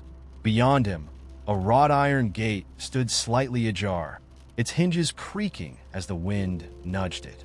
A hand-painted sign hung crookedly on the gate. The Echo Market. For what you've lost or are about to find. Curiosity outweighed caution. I slipped through the gate. Inside was a labyrinth of tents and stalls, their colors impossibly vivid under strings of mismatched lanterns that flickered like fireflies. The air was alive with strange sounds, clocks ticking at irregular tempos, coins jingling in patterns that felt deliberate, laughter that didn't seem to come from any particular direction. The melody I'd been chasing was louder here, but I still couldn't see its source. First time, a voice asked. I turned to see a man in a suit that didn't fit quite right, his tie askew and his shoes scuffed. He held a small bird cage in one hand, though the bird inside was unlike any I'd seen. Its feathers shimmered like oil on water, and it made a clicking sound instead of chirping. Yeah, I said. What is this place? Depends on what you're looking for, he said with a shrug. Some people call it a market, some call it a maze, but most just call it lucky they found it. He tilted his head toward a row of stalls. You might want to start there. Before I could ask anything else, he melted into the crowd. The stalls were as strange as the rest of the place. One sold jars of light, each glowing with its own distinct hue. Another displayed books that wrote themselves as you flipped the pages, their ink swirling into shapes and words like living things. There was a stall where a woman traded secrets for scraps of paper, and another where a child sold raindrops trapped in glass spheres. I wandered aimlessly, drawn to the sheer oddity of it all, until I came to a small table tucked in the shadows. It was manned by an elderly woman with sharp eyes and silver hair that coiled like smoke. Spread across her table were dozens of objects: a cracked compass, a broken watch, a single glove, a set of keys with no lock. Go on, she said, her voice raspy but kind. Pick one. I hesitated. What's the catch? No catch, she said. The market gives what it gives. You just have to decide if you're ready to take it. I reached out, my fingers hovering over the objects. The compass seemed to shiver under my gaze, but it wasn't what drew me. It was the small glass vial nestled at the edge of the table. Inside was a single, iridescent thread glowing faintly. What's this? I asked. Ah, she said, her smile widening. A thread of your story. My story? She nodded. Not the one you're telling everyone else. The real one. The one you lost. The moment she said it, I felt a pang of recognition. The thread shimmered in the light, and I knew, inexplicably, that it was mine. I reached for it, and the moment my fingers closed around the vial, the market seemed to tilt. The air shimmered, the colors brightened, and the echo I'd been chasing burst in a full melody. I wasn't in the market anymore. I was standing in my childhood bedroom, the walls painted with the stars I'd begged my parents to let me stencil. The bed was covered in a patchwork quilt, and the desk held my old typewriter. Everything was just as I remembered, down to the creak of the floorboards under my feet. On the desk was a notebook I hadn't seen in years. Its cover was faded, the spine cracked, but when I opened it, the pages were filled with my handwriting, stories I'd written when I still believed the world was full of magic. Stories about faraway kingdoms and daring heroes, about love and loss, and things I'd been too young to understand but had tried to imagine anyway. You forgot this, the old woman's voice said, though I couldn't see her. You stopped writing it. I stared at the notebook, my chest tight. She was right. At some point I'd stopped. The world had grown too loud, too practical, and I'd let my stories fall away like leaves in winter. I don't know how to finish it, I whispered. You don't have to know, she said. You just have to start. The room dissolved, and I was back in the market, the vial still in my hand. The old woman smiled at me, her eyes softer now. Take care of it, she said. I wanted to thank her, to ask her 1,000 questions, but before I could, the crowd surged around me, and the market shifted again. The next thing I knew, I was standing back on the street, the gate behind me gone. The vial was still in my pocket when I got home. That night, I opened my laptop, and for the first time in years, the words came easily. Not perfect, not polished, but alive. Have you ever felt like you'd lost something only to realize it had been waiting for you to find it all along? Let's start a new story. I think I bought a cursed plant, or maybe it bought me. It all started on an impulsive detour into a hole-in-the-wall shop I'd never noticed before. You know the kind, dimly lit, crammed floor to ceiling with dusty trinkets that seem like they've been waiting centuries for someone to buy them. I don't even remember why I went in. I was supposed to be grabbing coffee before heading home, but something about the shop's cluttered window display, wind chimes, crystals, and a carved wooden owl drew me in like a moth to a flame. The shopkeeper was an elderly woman with a voice like creaking floorboards. She greeted me with a nod, but didn't hover, which I appreciated. I wandered around for a while, pretending to examine the shelves, until I spotted a small table by the window. That's where I saw it. A plant in a plain terracotta pot, with dark green leaves that almost shimmered like velvet under moonlight. It wasn't particularly big, maybe a foot tall, but something about it felt alive. And not in the obvious plants are alive kind of way. This felt different, intentional, like it was looking at me, even though it didn't have eyes. That's a rare one, the shopkeeper said, suddenly at my elbow. Her voice startled me so badly I nearly knocked over a lamp shaped like a dolphin. Hard to keep alive, but worth it if you can. What kind of plant is it? I asked. She hesitated, like she was deciding whether or not I deserved an answer. Finally, she said, "A listener." I laughed, expecting her to join in, but she didn't. Her expression stayed as unreadable as the label on the pot, which had only one word: yours. Normally, I'd have walked away right then. Plants are a commitment, and I struggle to keep even succulents alive. But there was something about this one that made my feet stay planted. I bought it for $20, which felt both absurdly cheap and suspiciously expensive, depending on how you looked at it. When I got home, I set it on the windowsill in my living room, next to a pile of unopened mail and an old candle that had long since given up its scent. I didn't think much about it at first. I watered it, gave it sunlight, and ignored the shopkeeper's cryptic hard-to-keep-alive warning. For the first week, everything seemed normal. Then the whispering started. I noticed it one night while I was scrolling on my phone. A faint murmur, like a radio stuck between stations, just on the edge of hearing. I paused the video I was watching and listened, but the sound stopped. I chalked it up to the pipes or the neighbors and went back to scrolling. The next night it happened again. This time, I followed the sound. It wasn't coming from the walls or the vents. It was coming from the plant. I stared at it for a long time, half expecting it to start waving its leaves like a cartoon. But it just sat there perfectly still. A part of me wanted to toss it out the window right then, but curiosity has always been my Achilles heel. So instead of running, I leaned in closer. "Hello?" I whispered, feeling ridiculous. And then, clear as day, I heard a voice, not from the plant itself, but somewhere inside my head. Soft, steady, and impossibly calm. "You've been heard." I jumped back so fast I tripped over the coffee table and landed flat on my back. My heart was pounding, and my mind raced with every possible explanation. Stress, sleep deprivation, maybe even that weird kombucha I'd tried earlier. But the plant? It just sat there, as innocent and unassuming as ever. Over the next few days, the whispering became more frequent. It wasn't always words. Sometimes it was just a feeling, like the plant was reaching into my thoughts and rearranging them. Once, when I was late for work and frantically searching for my keys, the voice chimed in. "Check the couch." Sure enough, they were there, wedged in the cushions.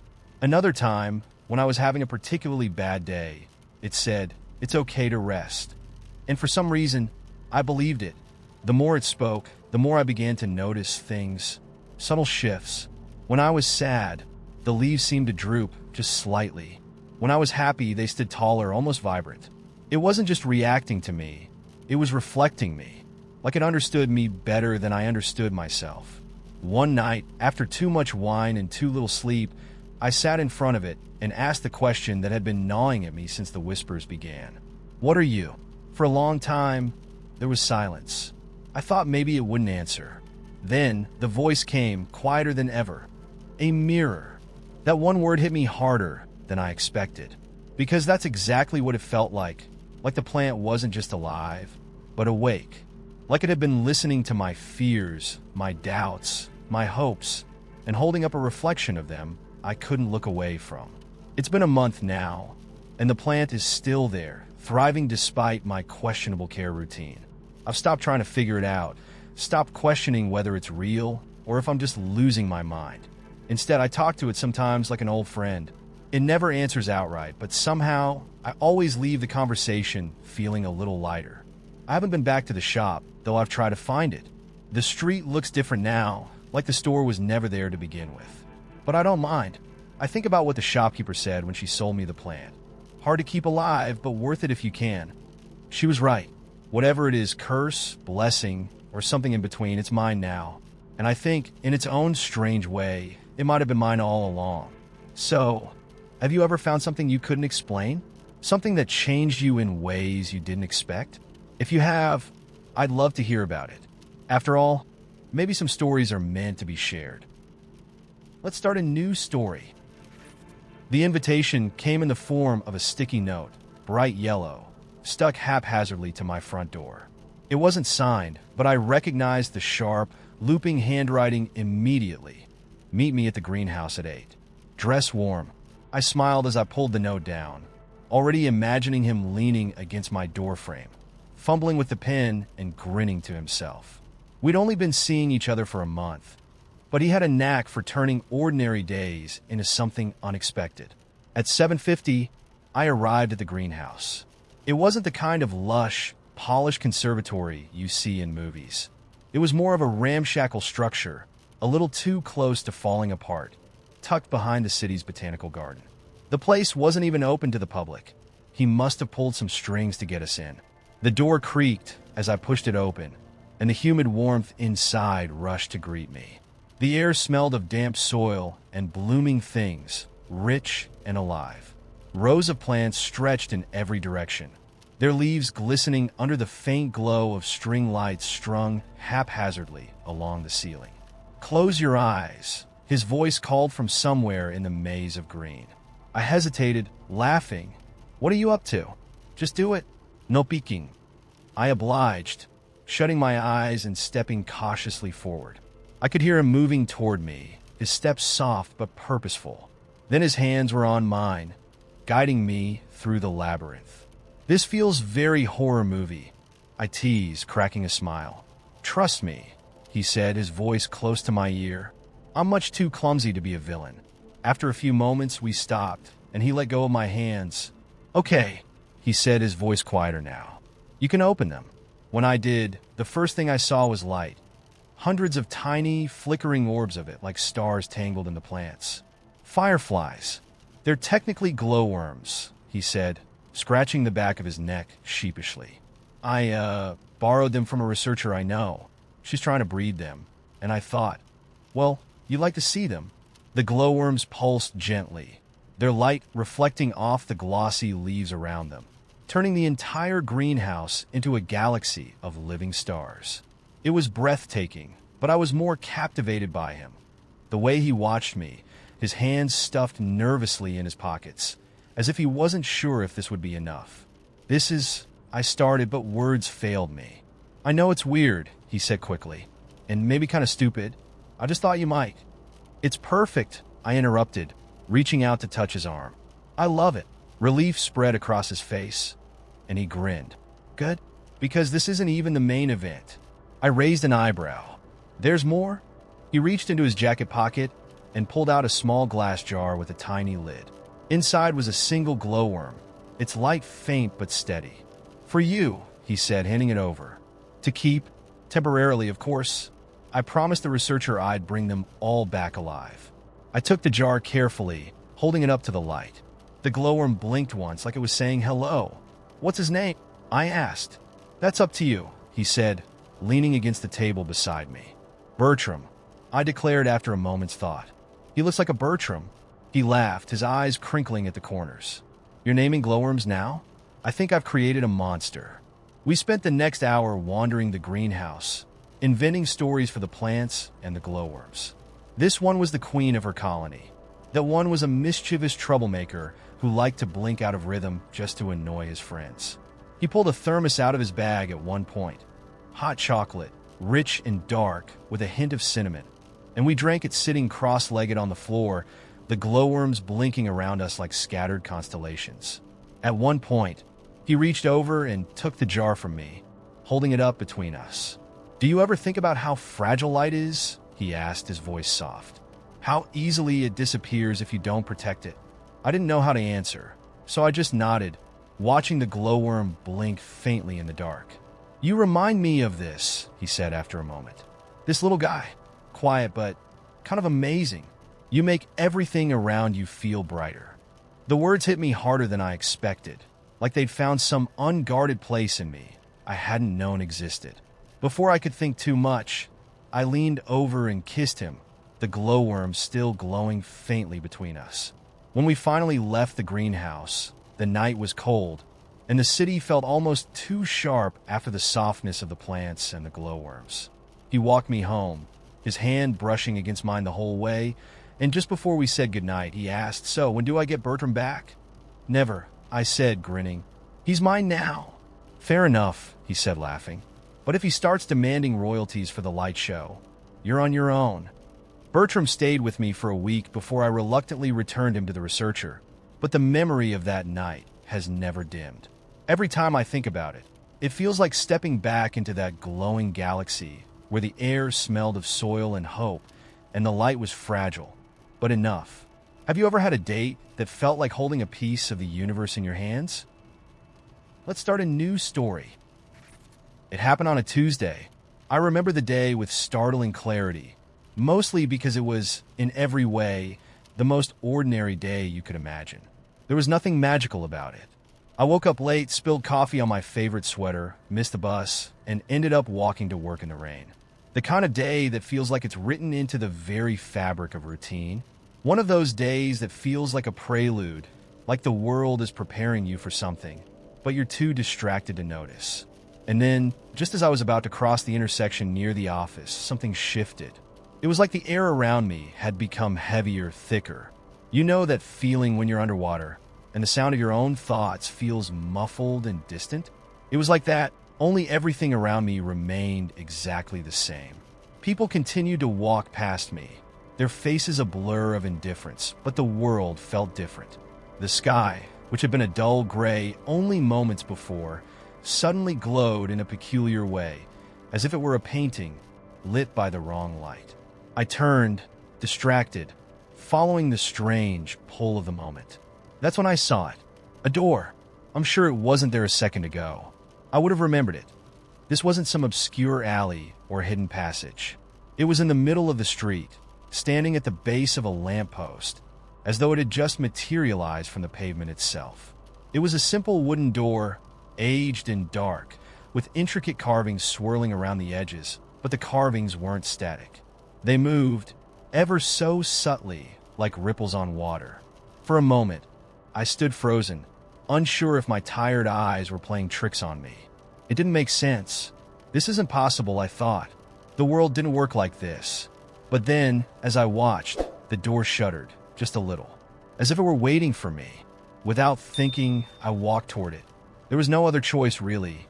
The pull of that door was stronger than reason, than logic, than the nagging voice in my head telling me to turn back. My footsteps echoed too loudly in the quiet space, and when I reached the door, I noticed that the handle had a keyhole. No lock, no mechanism, just a hole. Deep and dark. I reached out instinctively and turned the handle. The door swung open with a low creak. And beyond it was not the street I'd been standing in just moments before. It was something entirely different. I stepped inside. At first, I thought I'd walked into a library. But no, it was too vast for that.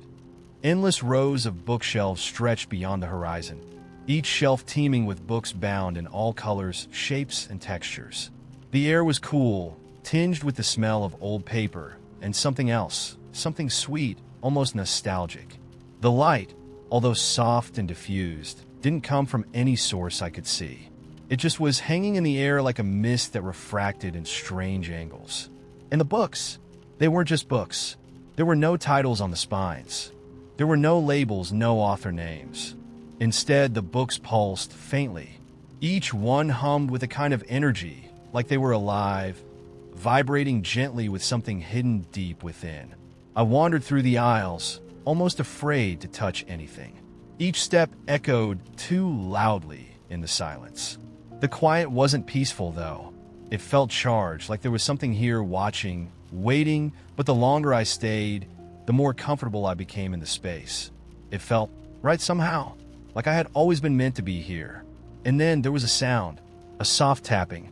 I froze. It came from deeper within the labyrinth of shelves, somewhere far off in the distance.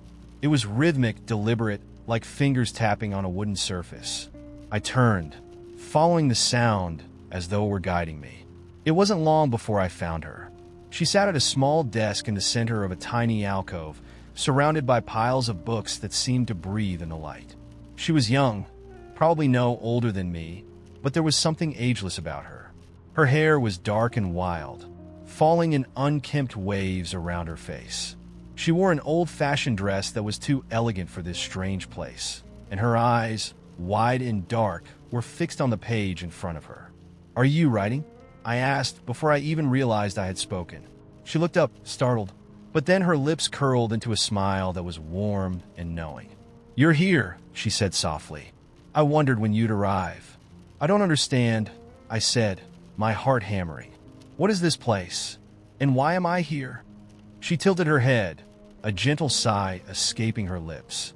"This is the archive," she said, her voice light, as though she were speaking of something very ordinary.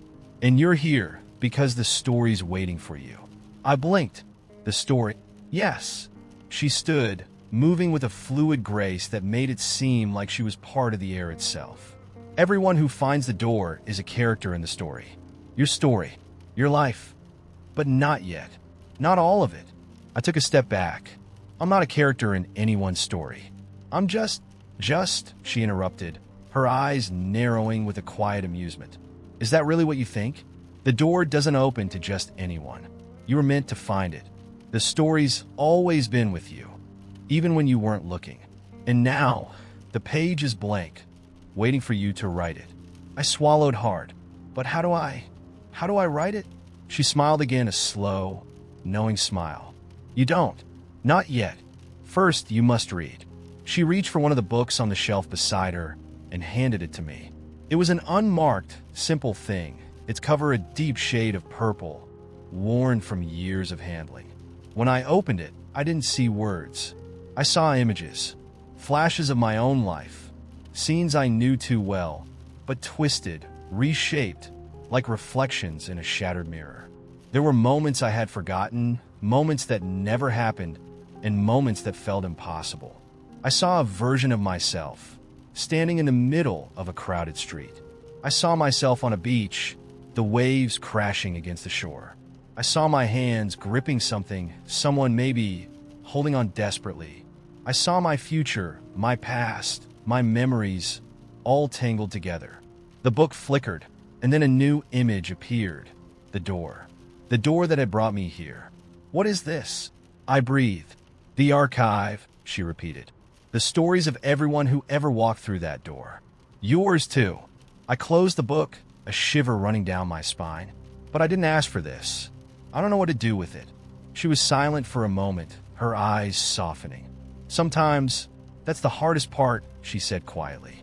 "Knowing that the story isn't finished yet. But don't worry. It's yours. You always had the power to change it." And then, just as suddenly as it had all begun, I found myself standing on the street again, the door gone, the world around me exactly as it had been. But now I could feel it, the weight of the story, the knowledge that something had shifted, that I was no longer just a character moving through the motions. I was a person who had stepped into a world beyond the one I knew. And somewhere in the distance, I could almost hear the soft tap of a typewriter, waiting for me to write the next part.